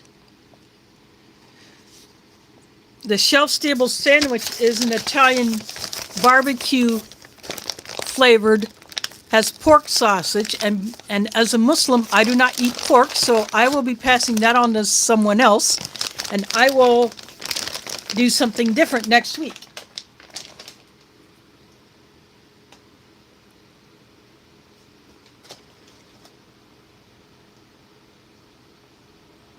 Unfortunately, I do not remember a whole lot of Russian from when I was messing with it back in 1987.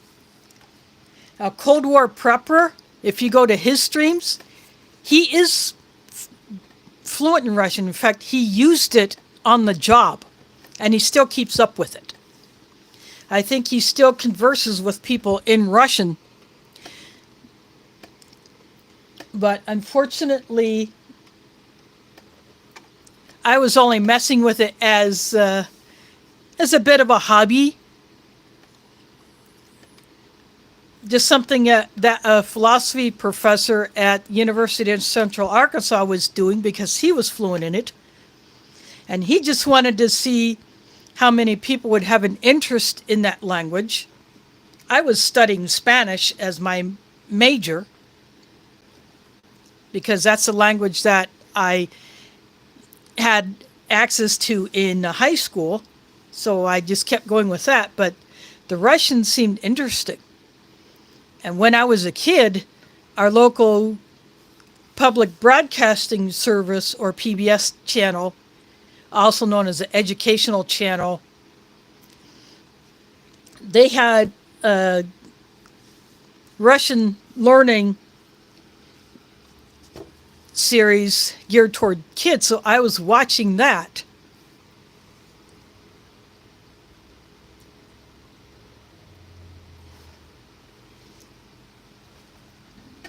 But after that I did not know if I would ever be messing with that again. So in 1987, I had this opportunity. I went for it. And I was one of two who stayed with it the longest after the others dropped out.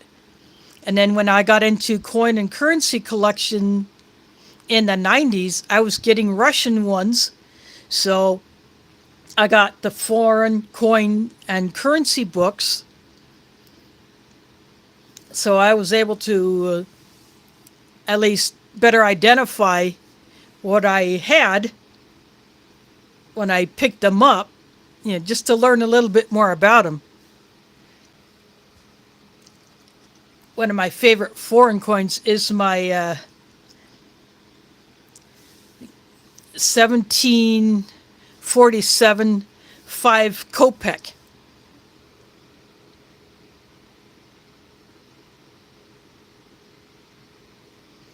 Oh, that's okay, CR. I'm probably going to be closing this one down fairly soon, but again, Chibi, I hope you do enjoy this.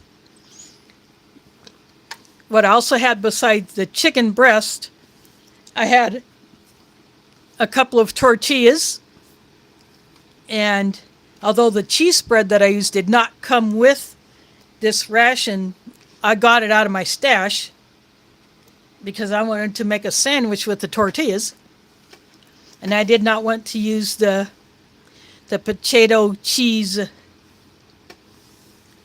soup / spread.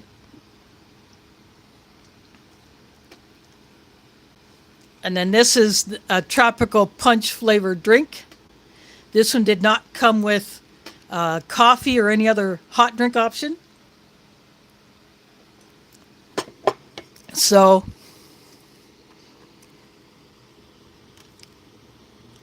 in my delicious mug, I just put in a tea bag from my kitchen. Delicious is in Poland. He has a channel in English, and he has another channel that he does only in Polish. I'm subscribed to that, even though I don't know a whole lot of Polish. I wish I did. But whenever I get a chance to watch a new video on that channel, I do. But I had cranberries. I had a cran-raspberry flavored First Strike bar. And caffeinated chocolate pudding. So that is what I ate tonight.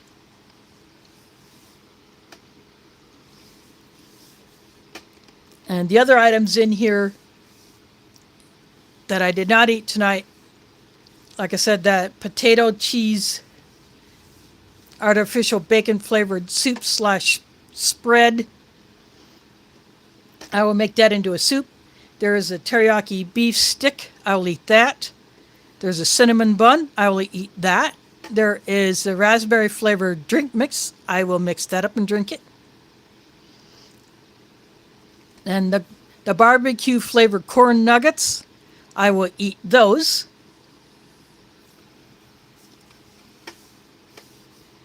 And I will probably just make myself another cup of tea.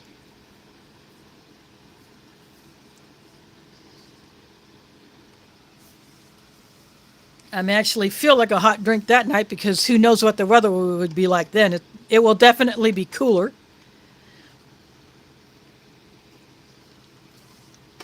But that is the plan for next week for the rest of this ration. And the items that I do not use, like the plastic spoon, I use this titanium spork instead. That's what I use for all of my reviews.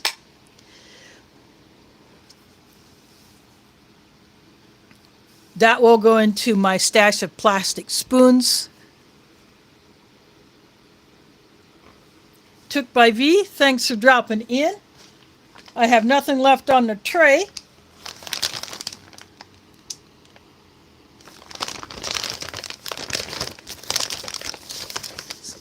These are the two main entrees. The cinnamon bun would be considered a breakfast item, but I will have that as a dessert. So I ate the chicken breast. Not much herb flavor, but the garlic flavor was there.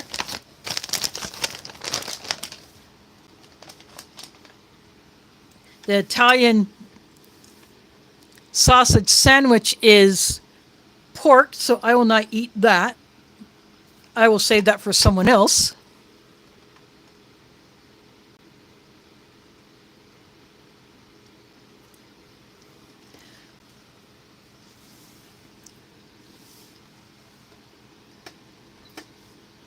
And I just repeated what I just said a few minutes ago for Chibi's benefit, what I will be eating next time. I do not know if Chibi is male or female. This person typed in Russian, and I don't know what all that means. I wish Cold War Prepper was in here so he could translate it, because I don't have a Russian dictionary handy. And I can't try to, I don't know if I could just do a quick translate just from the chat without having another device. And the other one that I would use as the backup, it's not working right, so that's a no-go.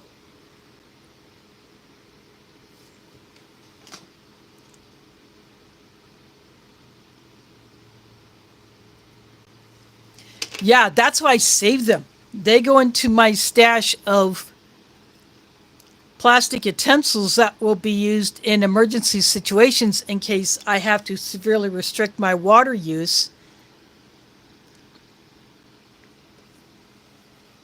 And not use water for washing dishes or utensils, then I will go to my disposables.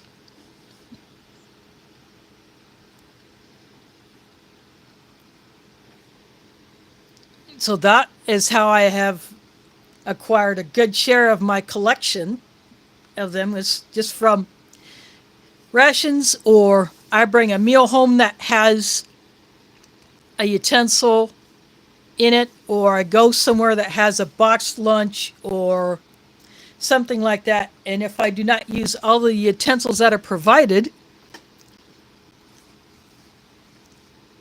then I bring the unused ones home, same with the napkins, and I add them to my stash.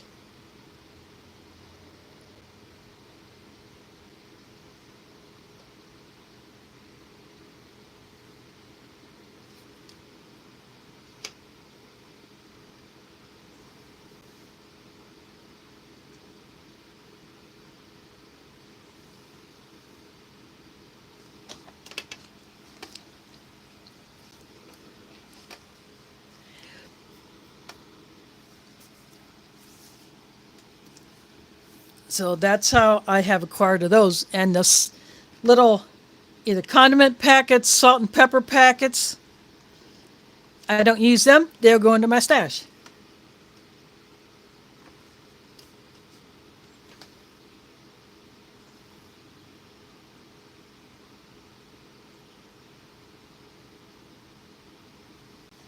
Yep, that's another good way to do it.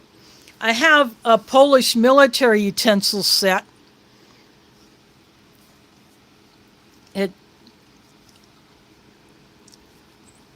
The holder doubles as a can opener,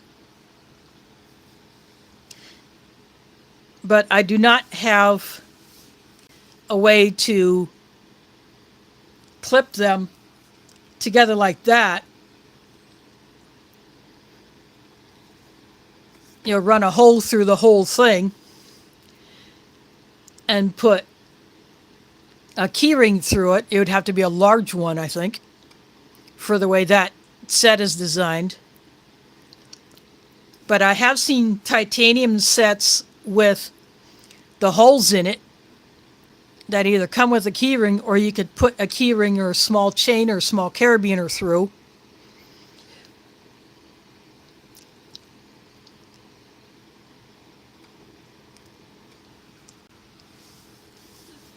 So I wouldn't mind having a set like that. I have another one of these that I have in my bag that I keep all of my camping utensils in. And I have a steel one that's longer than this.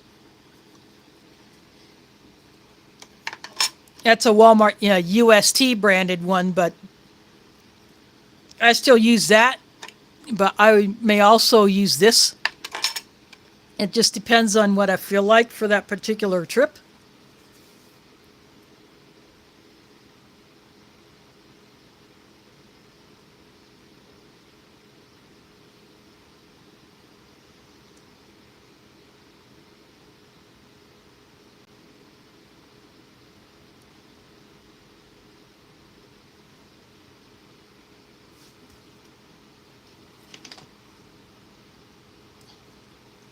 Nation Emery Finds is in the house. Thanks for dropping in.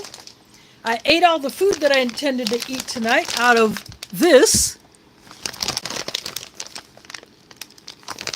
Too much reflection from the plastic, so. This is packed in the summer of 2023.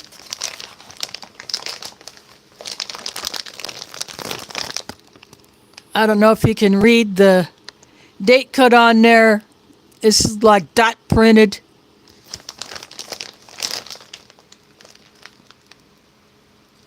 "3249" is a date code.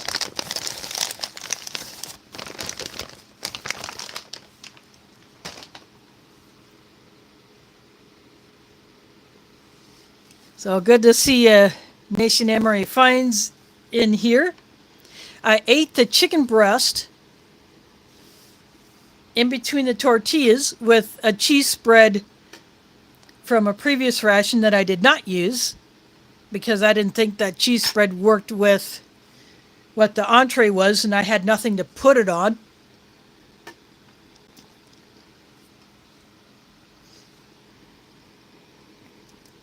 So I just used that cheese spread tonight. I ate the cranberries, the cran raspberry first strike bar, the mini version, which looks like a full-size version, just literally ripped in half. I ate the caffeinated chocolate pudding. This is the tropical punch drink that I'd love to see go away. I decided I'm just going to go ahead and drink this tonight, get it out of my life. It leaves a red residue on the inside of my drinking jar. I think you can see that. This one is the hardest to mix up because it tends to leave a foam for a while.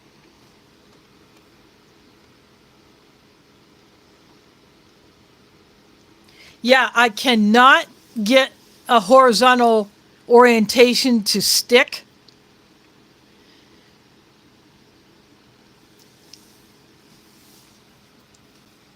I thought about trying to change the actual position of the jaw that holds my phone.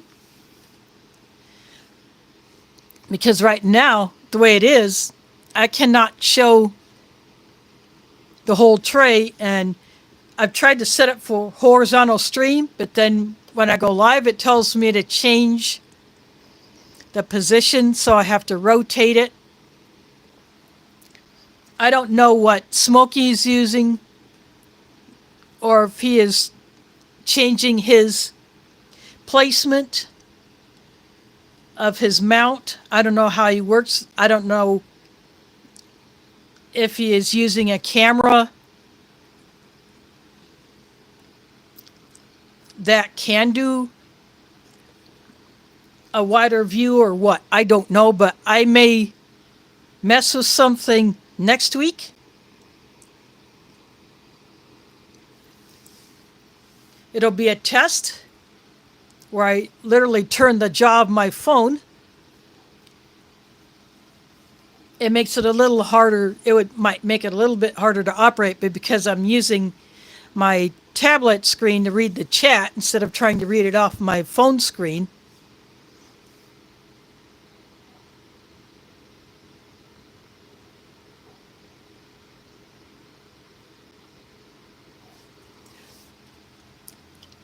Yeah, I agree. This format sucks.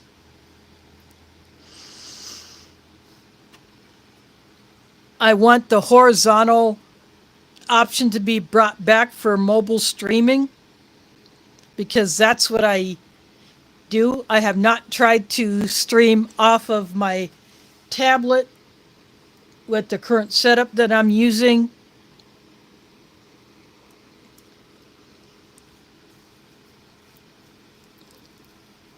Because I do not have a way to get it positioned so I could actually show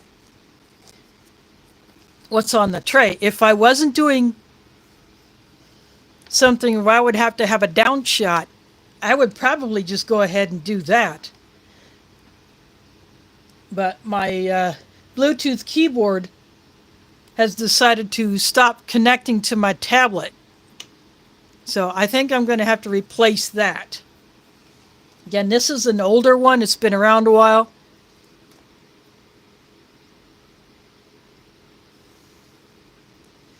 Yeah, those Polish military utensils are pretty cool. I am Polish, and that's why I do collect some of these Polish military items.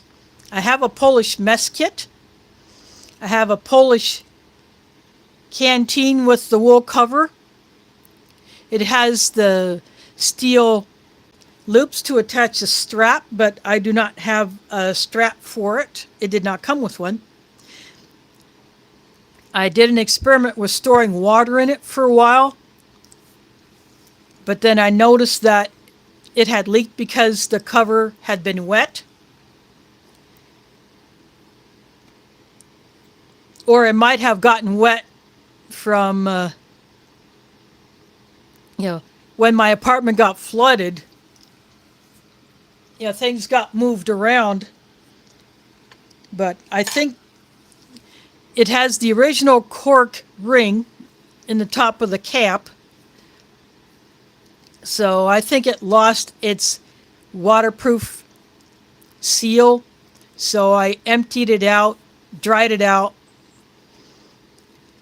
I used a tiny bit of a cleaner to kill any mold on the cork ring. And of course I let the wool cover dry out, so then I just let it air dry for a long time. But I'm not going to put any water back in there. That was an experiment. And that holds about half a liter or 500 mils, just a little over 2 cups.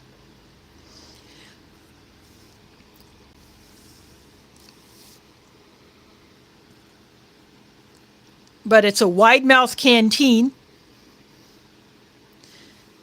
The mouth is about as wide as it is on my drinking jar, which is a standard size for what you call a regular mouth or small mouth canning jar. Maybe just a little bit smaller than this.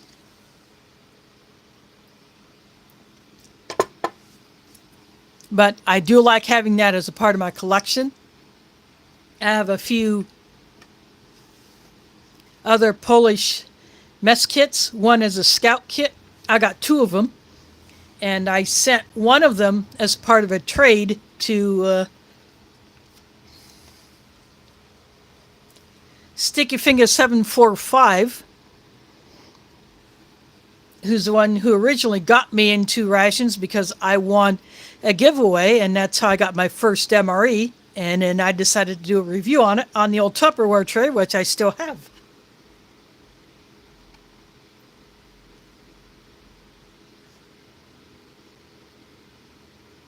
Oh, there's Cliff in the house. My tray's empty.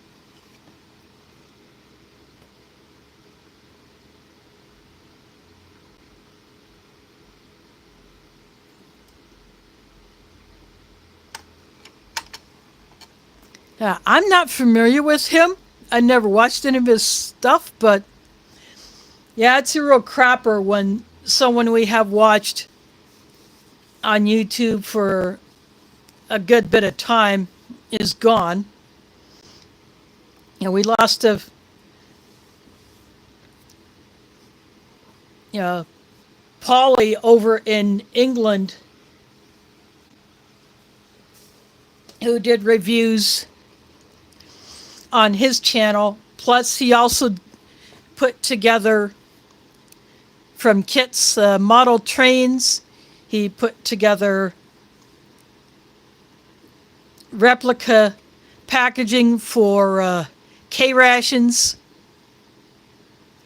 And if he could find appropriate food items to go inside them, he would. He even had cigarette packs. And although he never smoked, he would buy cigarettes and then cut them down in order to fill those packs. So he put a few of those together, and then his health declined. Then I heard about his passing. But I enjoyed watching him over across the pond, and then after he died, someone had to take over taking care of his pet rabbit. So my condolences for his family. And of course, Iridium 242, one of his relatives, I think a nephew, I think this guy is his nephew, has taken over the channel and is running it. And he will sometimes re-upload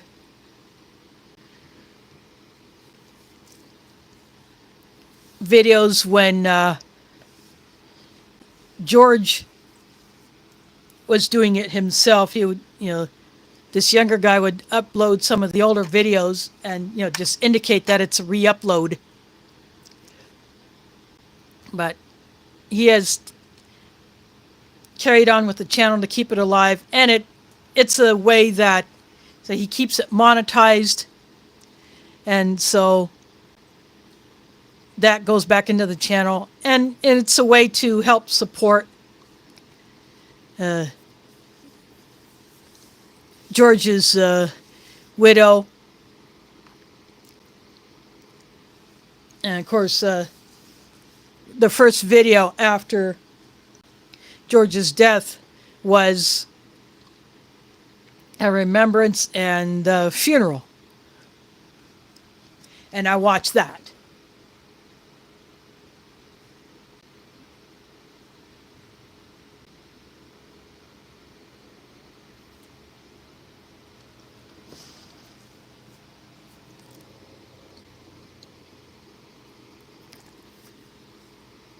Yeah, it sounds like this guy had some pretty cool stuff that he did.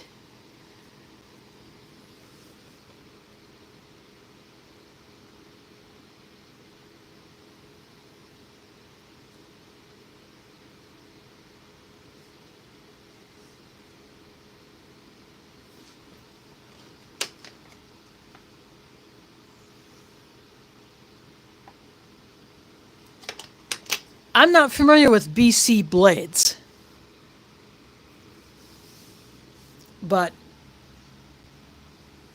yeah, this is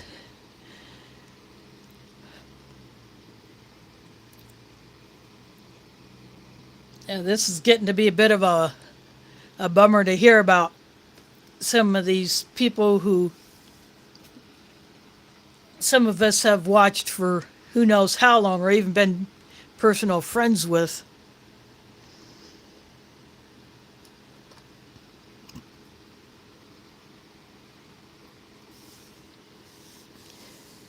Like the guy who had the channel C-Max Arms. I watched his stuff, and then and of course there were benefits and tributes to him.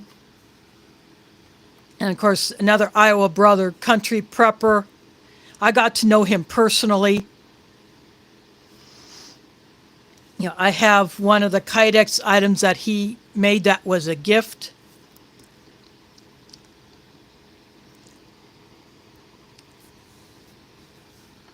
And then I did a bit of a fundraiser. I sold strings of ranger beads that I had made and then gave that money to his widow. Didn't earn a lot, but I got her a little extra that she could use. And even if it was I'd only sold a couple, it still would have been a great gift to her. And so I was happy to do that.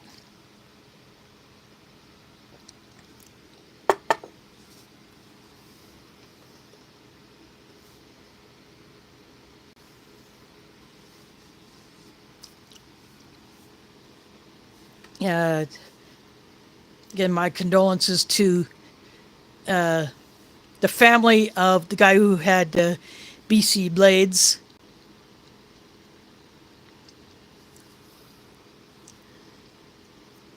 And I don't know nothing about him or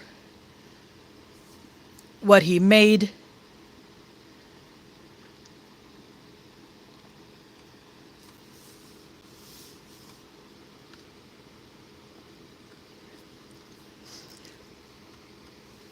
But yeah, that can be a tough thing to deal with.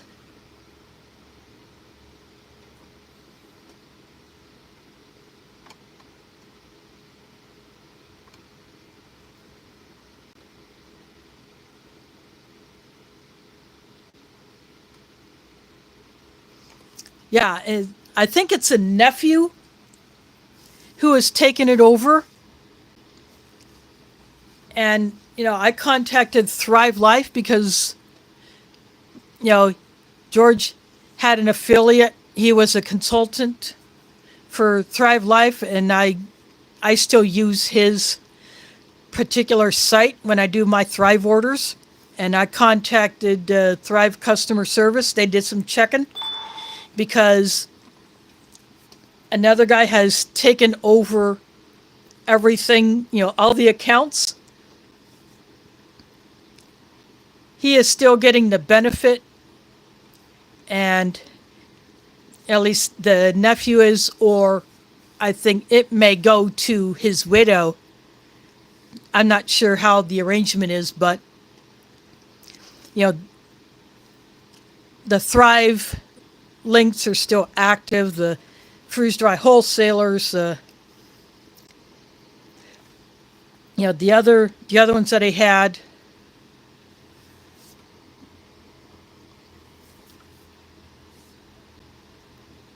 I think the other one is, I think My Patriot Supply is the other one affiliate link that he had. That is still active.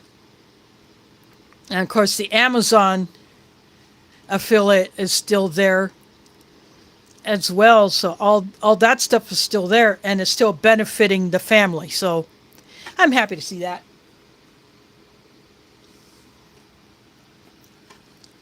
And it's nice to, it's nice to see when another relative, or at least a friend, decides to keep it going, keep it alive in memory of the person who originally started it.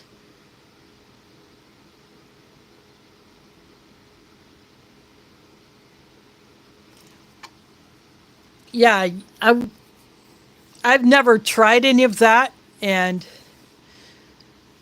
a lot of those they're probably bland by design.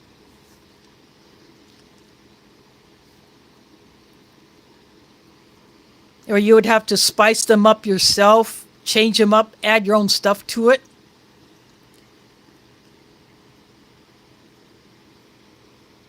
I mean, I have some Augustin Farms stuff like that. Not a whole lot.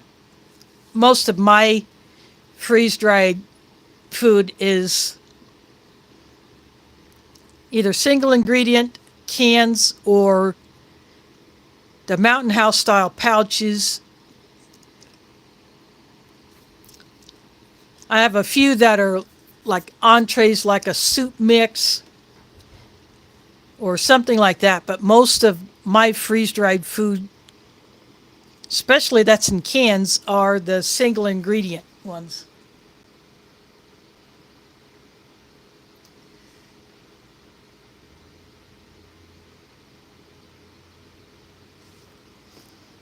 Yeah, I have also heard that the Four Patriots stuff is pretty bland, and the original Wise, which now became Ready Wise, some of that, the earlier ones that I'd seen on some channels, was pretty bad. In fact, one guy opened up some because he wanted to test it. It had gotten moldy somehow inside those pouches, inside those sealed buckets. So that company had to make some major changes. I think they got enough complaints that they were forced to change.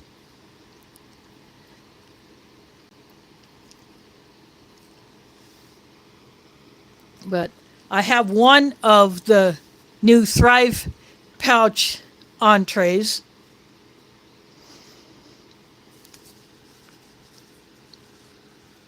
And of course, I won some of the nutrient survival food pouches, which have single serve pouches inside of those. So I got a little bit of that.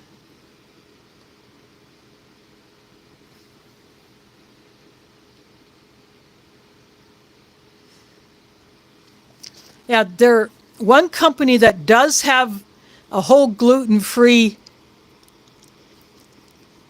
pack is called Legacy Foods. Those are probably fairly bland, but those are marked gluten-free.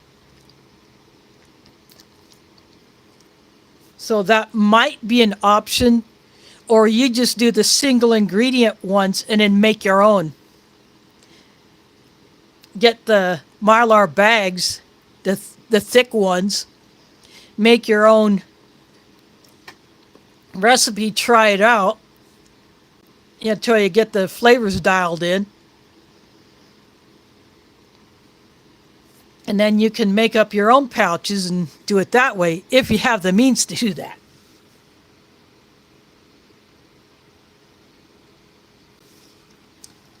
Yeah, nutrient survival, what they do is they add a lot of the vitamins and minerals that most other companies do not add. But yet I think they try to keep it as organic as possible.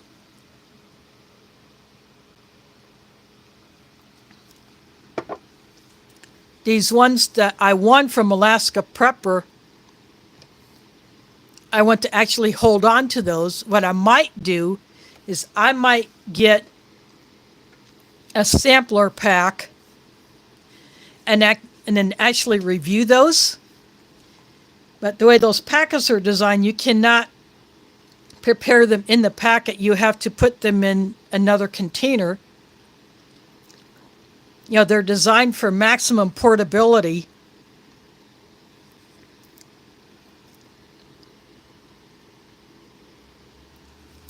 So I might do that one of these times. Just go on their site, buy a sampler pack, and then prepare those and try them out on camera. But you can get the pouches, or they do the number 10 cans.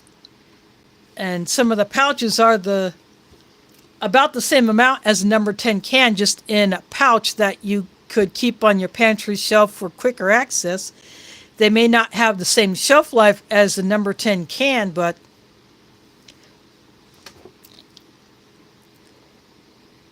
they probably take up a little less space. Yeah, Alaska Prepper has an affiliate with Nutrient Survival, so does Gray Man Prepping, the Grey spelling. He's down in Florida. Yeah, he has an affiliate. So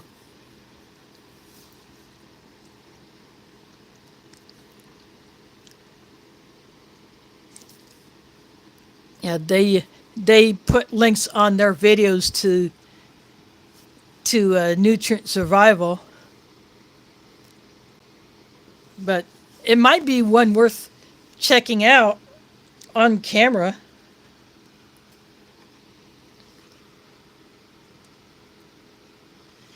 Yeah, Gray Man Prepping, the Grey spelling. He is in Florida. I think he is on the eastern side of the state.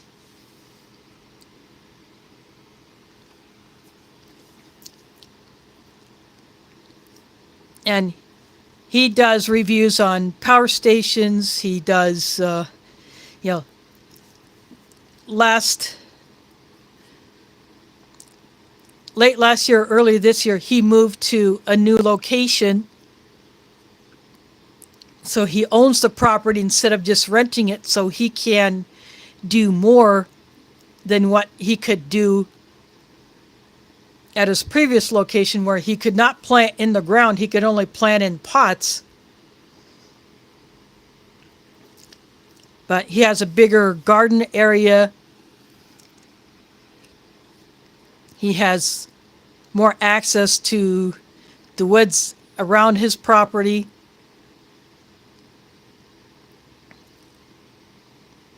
So he's getting to know all of the resources around his area, for survival, things like that. Yeah, Gil is the Gray spelling of the word gray, and he is in Idaho. And you can always tell Gil's Gray Man Prepping channel because he has a green logo, the shape of Idaho in green with CFC on top of that. So that is his channel logo. And then the guy down in Florida, he has the actual channel name as part of his logo, and it's like a brown and white and orange. So that's another way you can tell the two apart.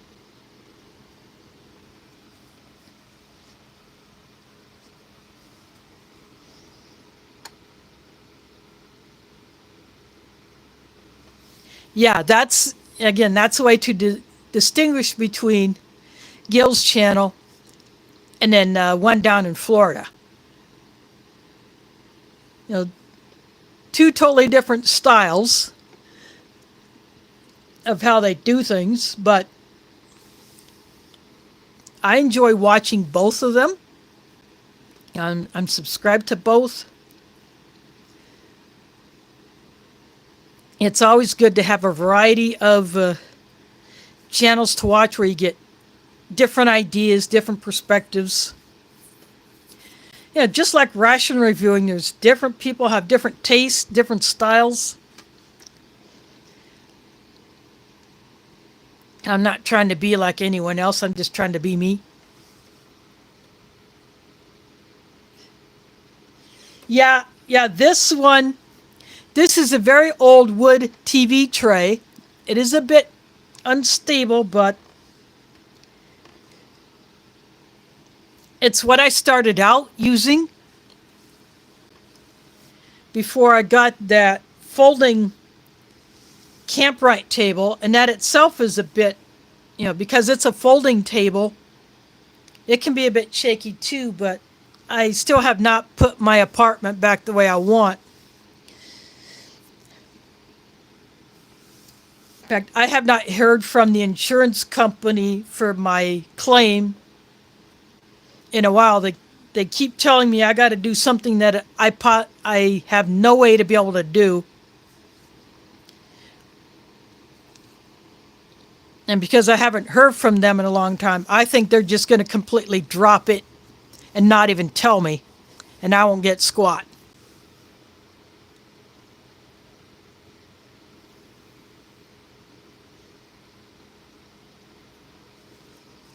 Yeah, again, it's Grey.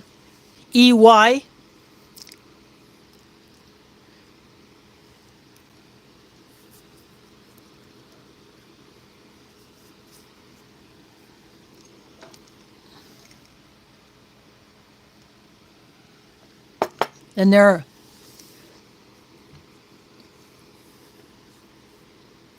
then there's another guy called Survival, a channel called Survival Living. He is in Florida as well.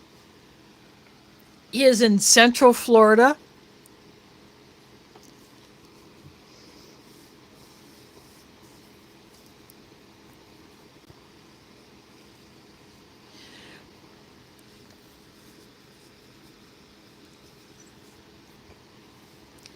And he's got his own style as well. I'm not subscribed to him, but I do watch some of his videos.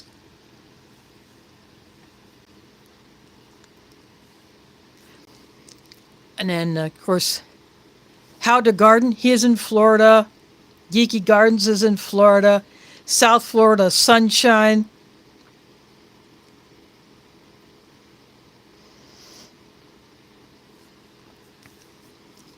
Yeah, she's in the southern part of the state. I think along the closer to the east coast.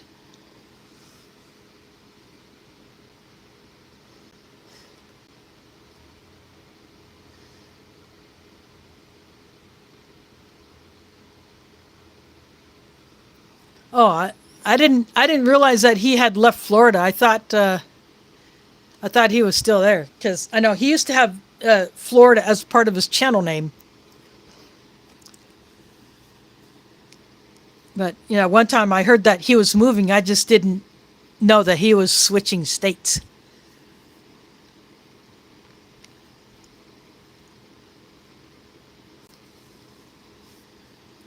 But there may be some others that I don't know about.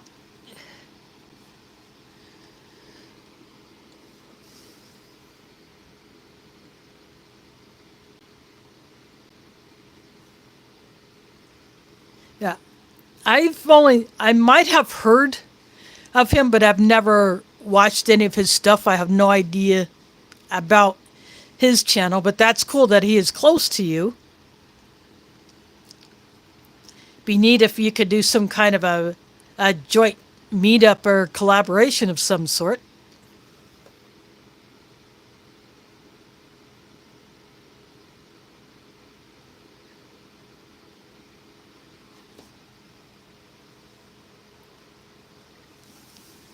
Yeah, there are probably some others in Alabama. I had only been to that state once, and that was probably back in, I think, 82, 81 or 82. I went there with my family. We went there for Thanksgiving to see an aunt who lived in, or just outside of Birmingham.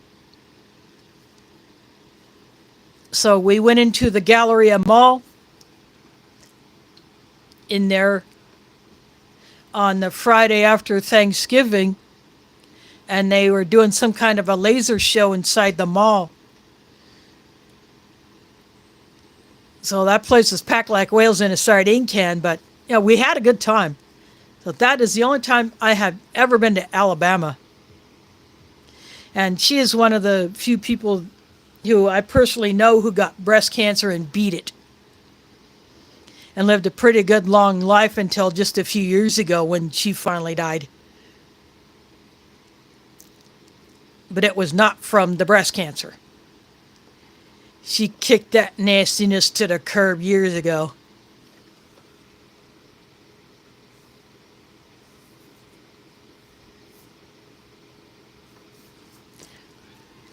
Oh, no wind?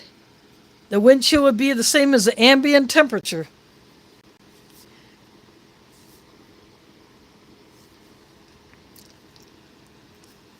But it's still in the 50s Fahrenheit here in Des Moines. It won't get all that low here. Look who it is, Shadow Scout Suite in the house. Already Monday morning there. I ate everything I planned on for tonight.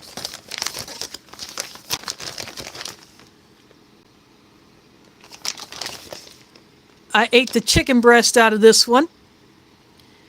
That Italian style sandwich is a pork sausage inside the bread, so I will not eat that. I will pass that one on.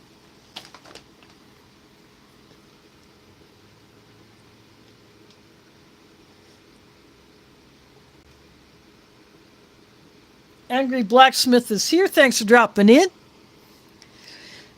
It's good to see you last night in Smokey's stream chat.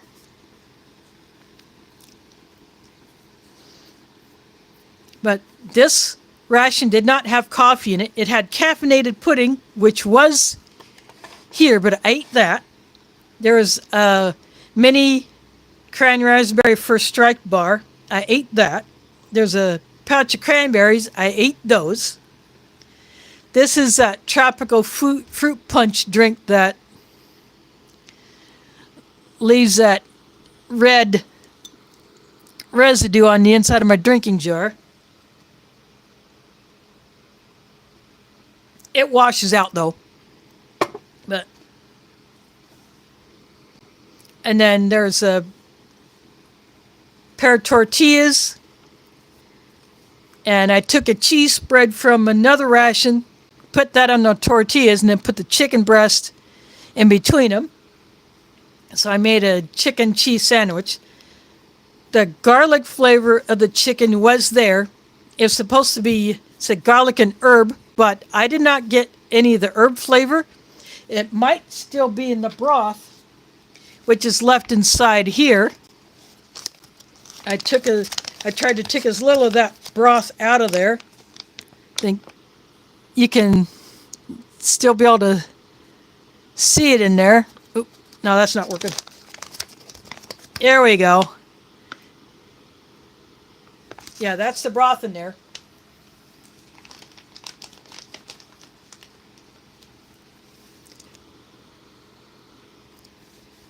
So I did not want that broth, so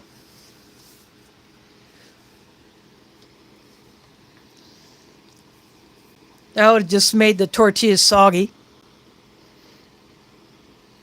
And so I just made myself a cup of tea in my delicious mug. So I will finish this one off next week. There's a cinnamon bun. There's a teriyaki beef stick. There's a pouch of the barbecue flavored corn nuggets, which are not the corn nuts. They're the lighter version. You know, lighter in texture, lighter in color. Not quite as dense as actual full corn kernel, the corn nuts. There's that in there.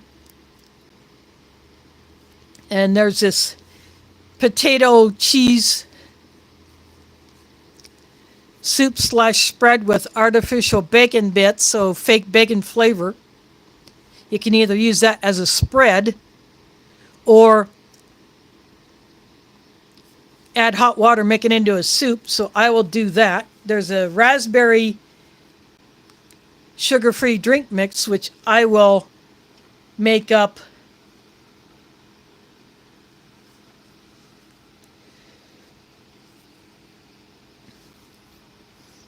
next week, and I'll probably just make myself another cup of tea since there's no coffee in here.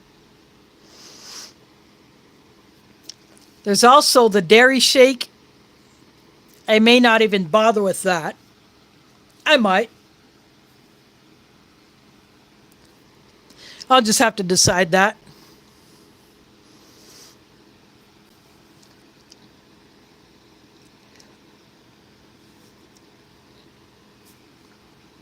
But that's how I'm going to do it next week.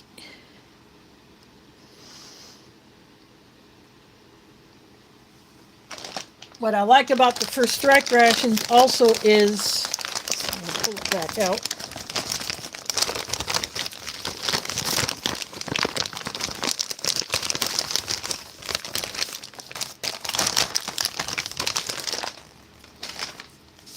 These new ones still come with this plastic bag, and it is a bit longer. And it's the same color as the original MRE bag, or a lot of the pouches. It used to only go, see, there's a bottom, and it only used to go like up to here. It's more squared, where this is rectangular. About the size of the Ziploc bag that you get in the British rations. So I like that this is a higher capacity Ziploc bag. And I will save that.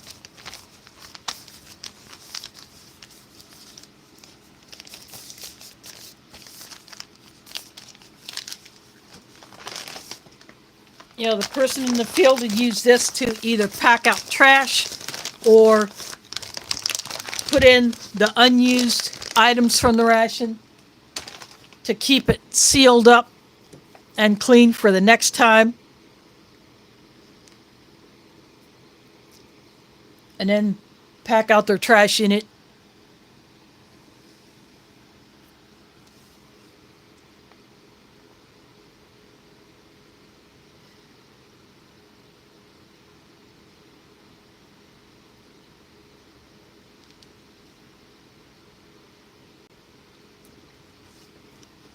Oh, Sweet is getting his coffee.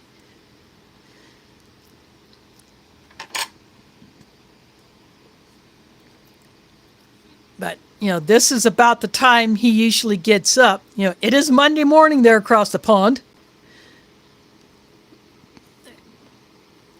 You know, gets up early so he can get his coffee and his breakfast and get ready to go to work.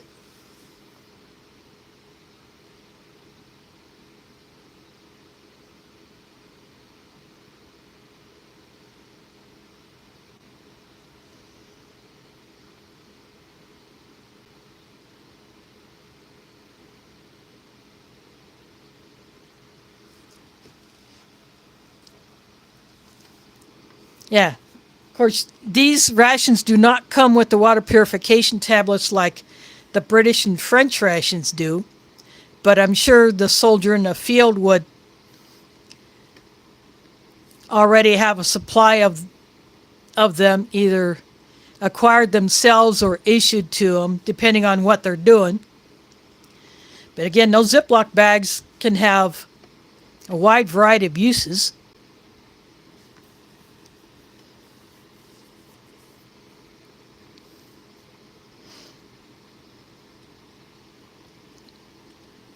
So whenever I get one of those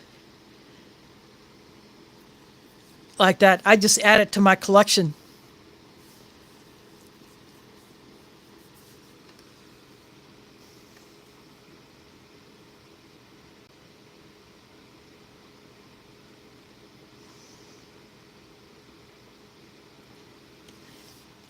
Yeah, if it's time for you to go to bed, I guess it is. Yep, I'm in the central time zone.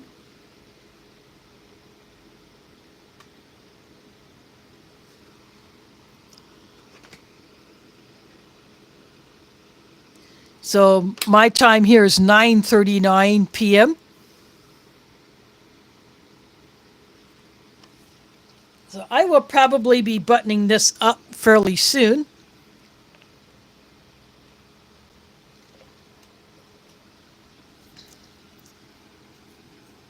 And that's Delicious's YouTube handle. This is his website, which is in Polish. PL stands for Poland.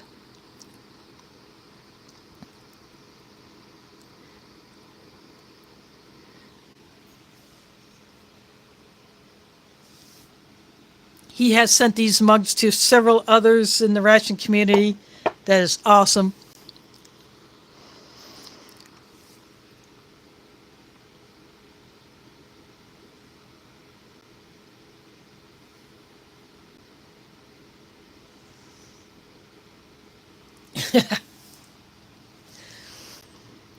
Yeah, of course. Cliff is another time zone farther west than our fishy friend.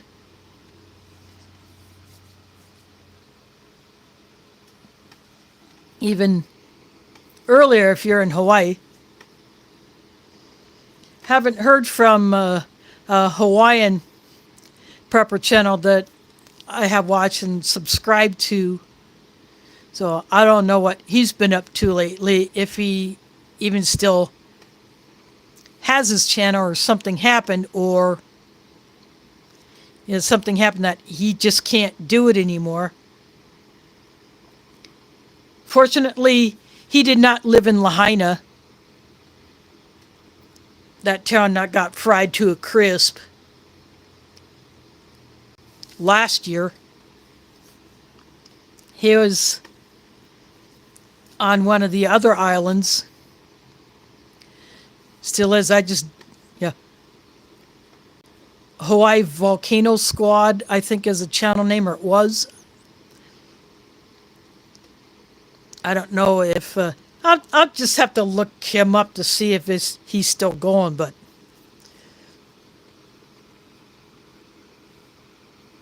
yeah, he did a lot to harden up his place against a volcanic eruption.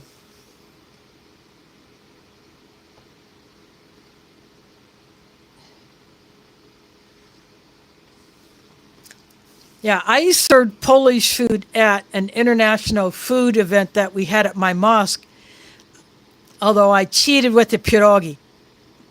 I bought 2 bags of the Mrs. T's pierogi, and after I cooked them, I cut them in half. A few of them I cut into thirds, so that more people could have at least a bite of one.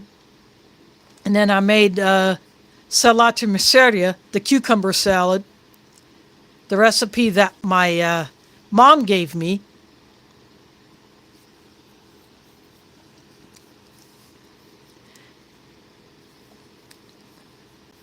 So I did that, and that was my contribution.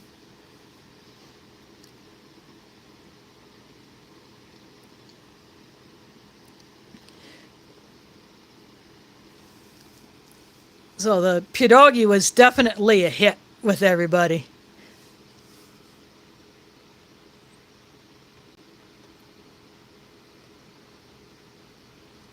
No, I'm the only one, but my family has accepted my decision when I did that way back in 2009.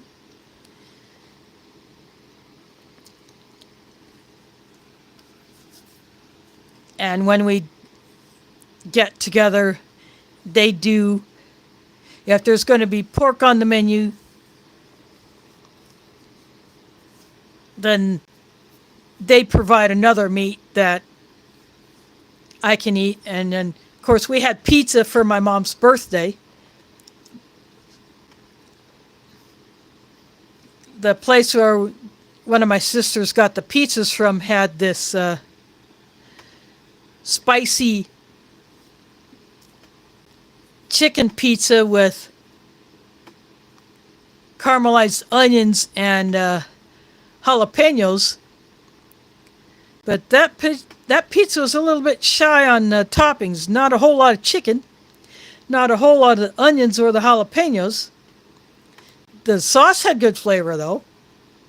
But it's like tiny chicken meatballs. It was ground chicken formed into little baby meatballs and put on there.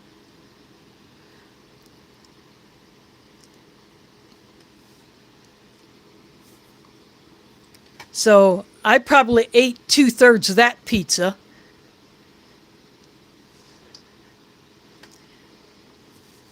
Plus we had a few other things. And so, had a good time with my mom on her birthday. She turned 81 on the 7th. But we went over there a day early. And of course, that was the day that I opened up that amory that was definitely sketchy. And I was actually fine with that because I was still pretty full from the lunch, and I brought 2 pieces of that pizza home. So after that stream, I just ate those 2 pieces of pizza since I couldn't eat that main entree, since that pouch delaminated as it was heating up.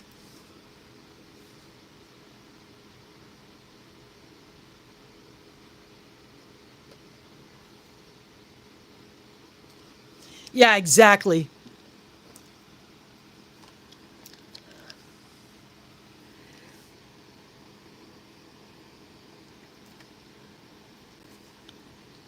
Yeah, I don't remember where those pizzas came from because I was not familiar with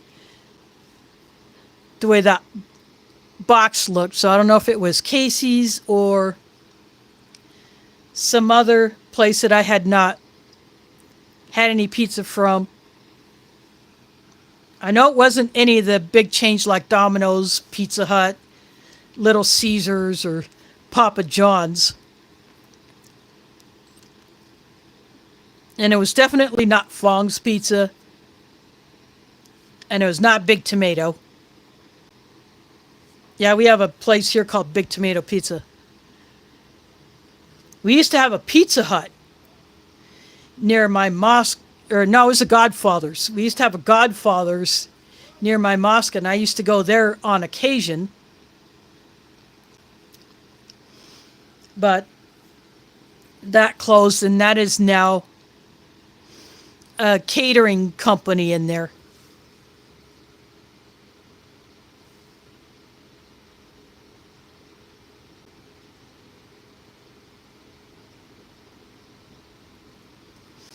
Yeah, we have Pizza Huts, but they will not deliver to certain areas,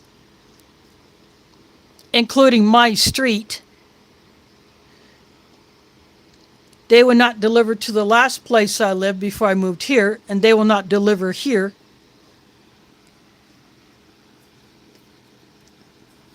Now, Domino's will, Northern Lights will.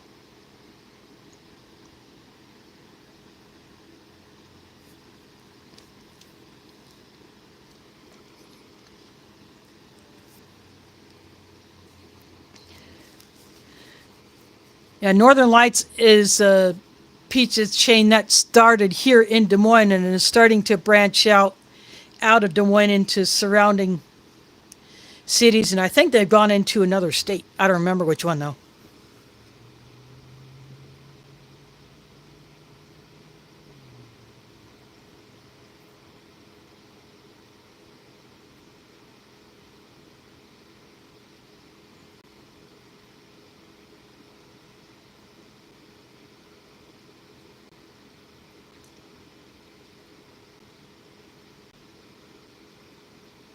Wrong Northern Lights, Cliff. This is a pizza place, not some funky light ribbons in the night sky. Don't need a solar flare for a Northern Lights pizza.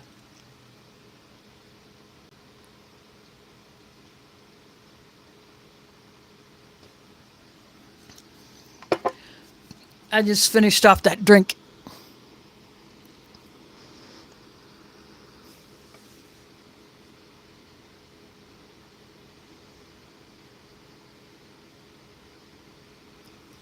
Yeah, I think Godfather's has either, they closed up a lot of their places in the past couple of decades. So I used to see their commercials a lot too.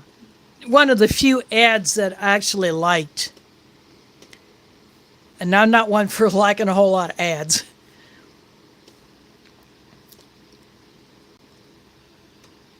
But they used to have pretty good pizzas, at least the ones that I used to get.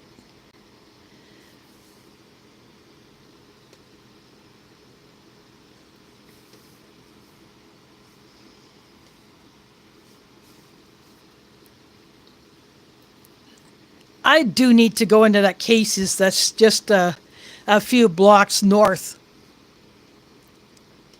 of my location. I have yet to go inside. What I need to do is, I get paid this week, like probably, I'm guessing Thursday I get my money for November, deposit it into my bank account. I just may have to take a wander over to that Casey's and then get a pizza and then bring it home and maybe eat it on camera. I don't know.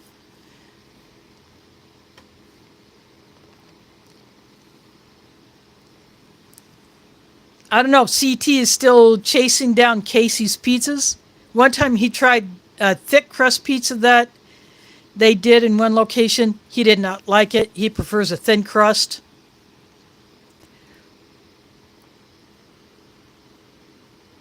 I don't remember where that particular Casey's is that he went to, but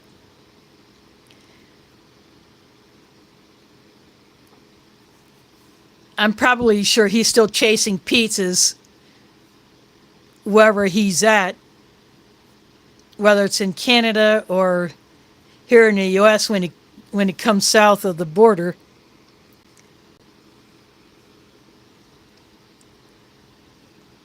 I hope he puts some more stuff on his channel fairly soon because I miss watching his videos.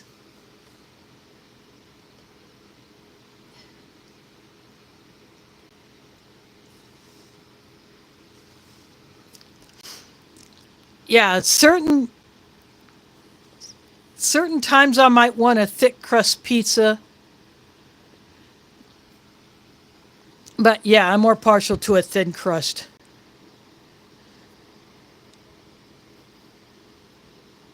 Maybe something in between.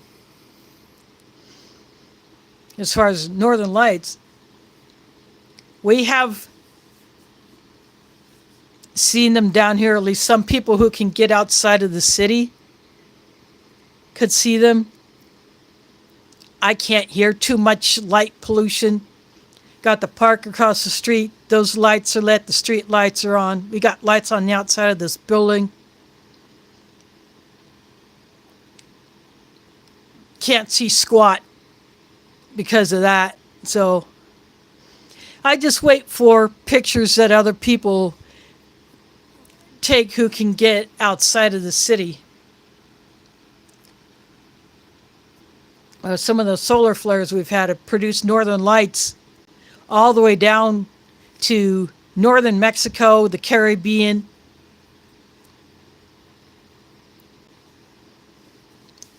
Down to Cuba and all the other islands around Cuba.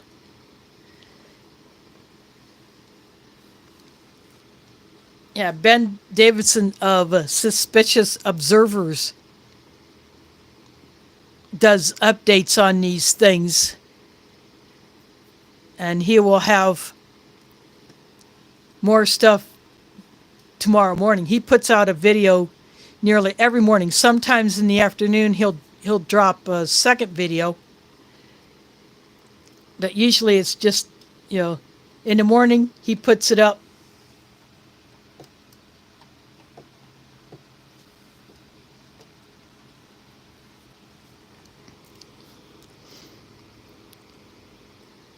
But one of my friends who is a photographer, he can get outside of the city and he's taken some really nice pictures.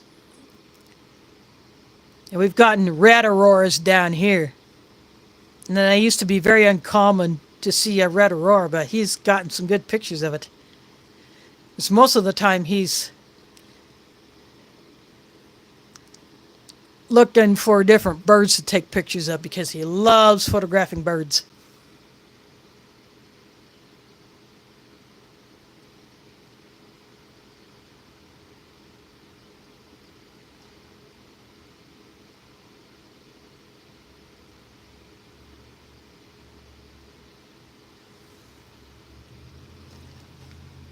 Yeah, some have seen pink auroras.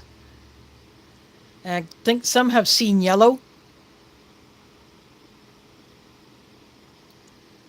I saw a post on X, formerly Twitter, that had the different colors of aurora and what each color means at different altitudes. So I think that is on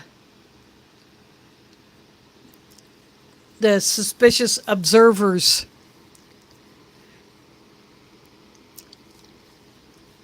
account on X.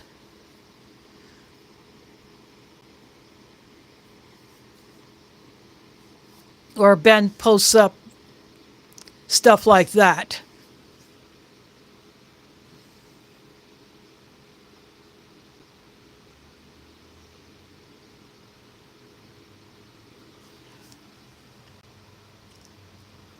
But there was supposed to be a chance of seeing an aurora while we were out at the lake this summer, but it got cloudy.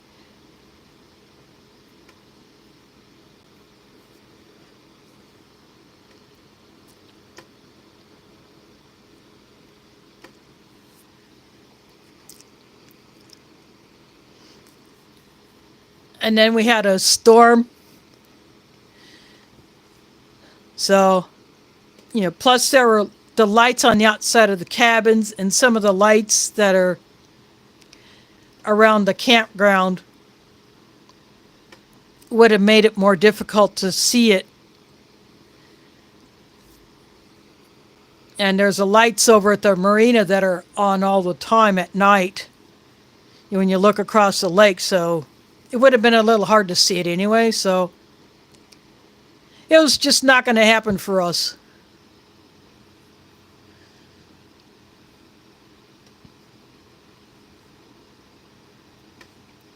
And when I was out at Jester Park, outside of the town of Granger, which is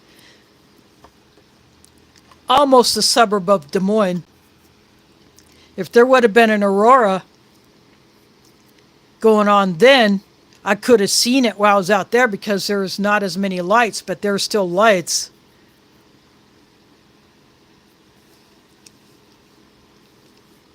Not as many as there are out at the campground at Lake Icaria where we go every summer.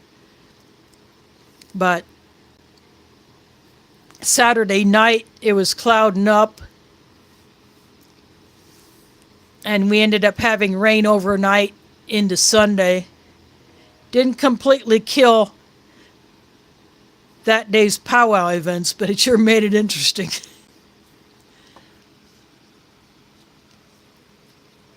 That was the weekend September, third weekend in September, I was out there for the White Eagle Multicultural Powwow where I do kids crafts along with another person. And I slept in one of the teepees. I just didn't feel like getting up to try to chase an aurora. I just laid down on my cot and wanted to go to sleep.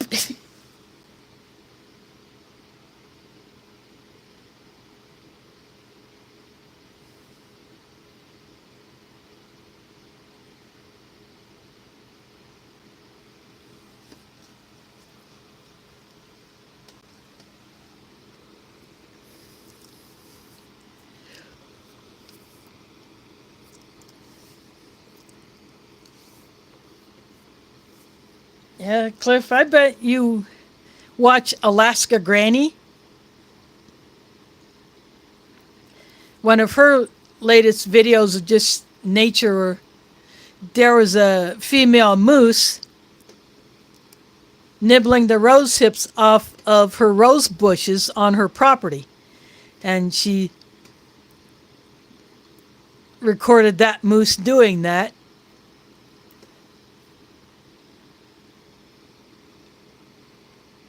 So that was pretty cool to see.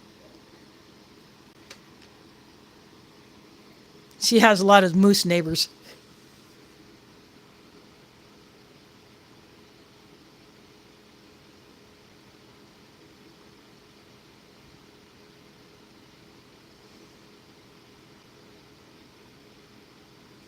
Yeah, I am not an indigenous myself, but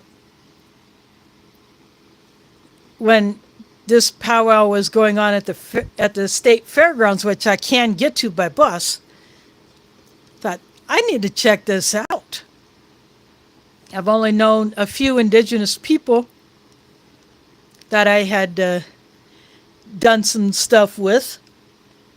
So I wanted to go check it out. And then I was hanging out by the kids' crafts area, and the person who would end up being my partner, she asked me if I would hang around while she went to go get some lunch.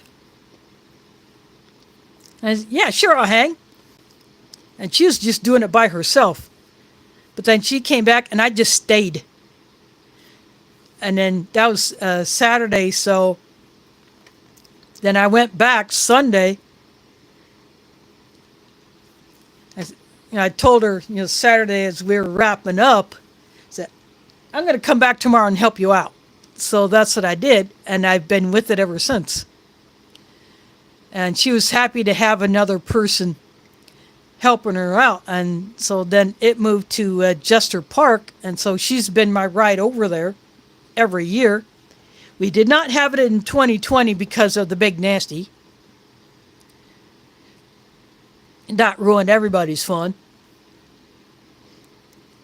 So this would have been the 26th annual White Eagle Powwow, but because we skipped a year, it was the 25th. And of course, that had special meaning for the parents of the young man who gave up his life trying to get an entangled hawk off of a power pole. But the hawk got spooked and ended up touching its wings on two of the nodes, and that, of course, completed the circuit and fried them both. And so he and the hawk were literally buried together. And so this powwow has been in his memory ever since, and so that story is told. But this young man wanted so much to try to get the wider community to be more respectful of the Indigenous First Nations people.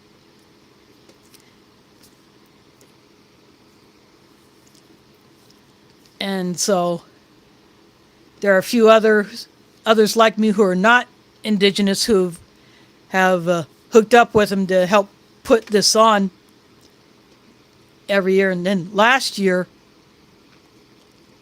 I joined the committee when I donated one of the 2 wagons that I ended up getting from Amazon.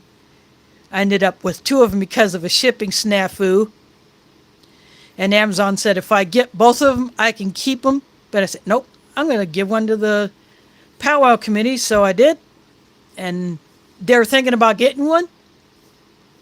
And then I show up with one. And so I take my wagon. Then our committee chairperson brings the other one. And so both of them get used to move stuff around. And I marked mine with an S on all 4 sides of the wagon and plus on the cover.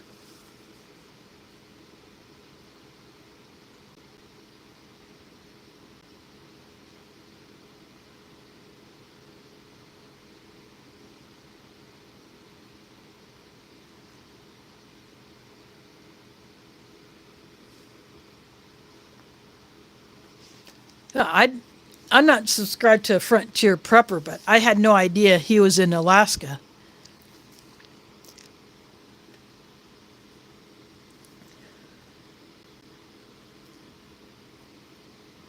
Yeah, there are some who, Alaska Prepper lives outside of a town, not exactly in a city, but, just outside of one. It doesn't take him too long to get to a city that he goes to do his shopping, to Sam's Club. There's no Costco. There's no Sam's Club in that city anymore.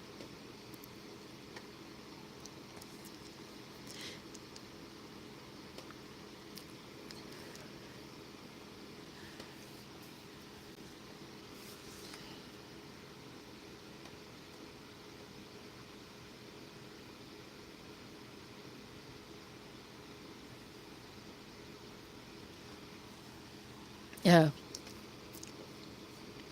But what I like about Alaska Prepper is he does local charity work. He takes donations and then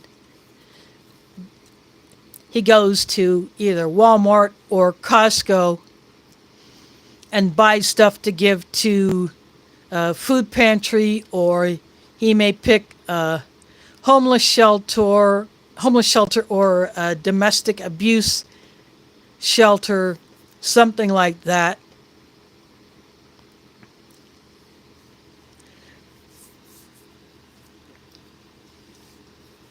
So he likes to do that.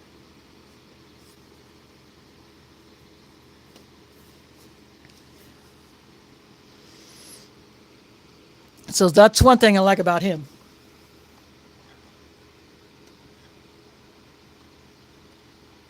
Yeah,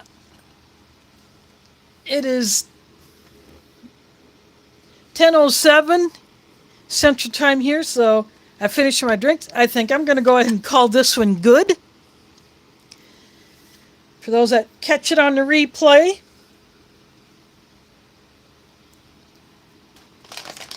and this has been meal one of this 2023 First Strike Ration Menu 9. I will get into the rest of this next week. And I don't know if I'll do the dairy shake or not, but I have it in here.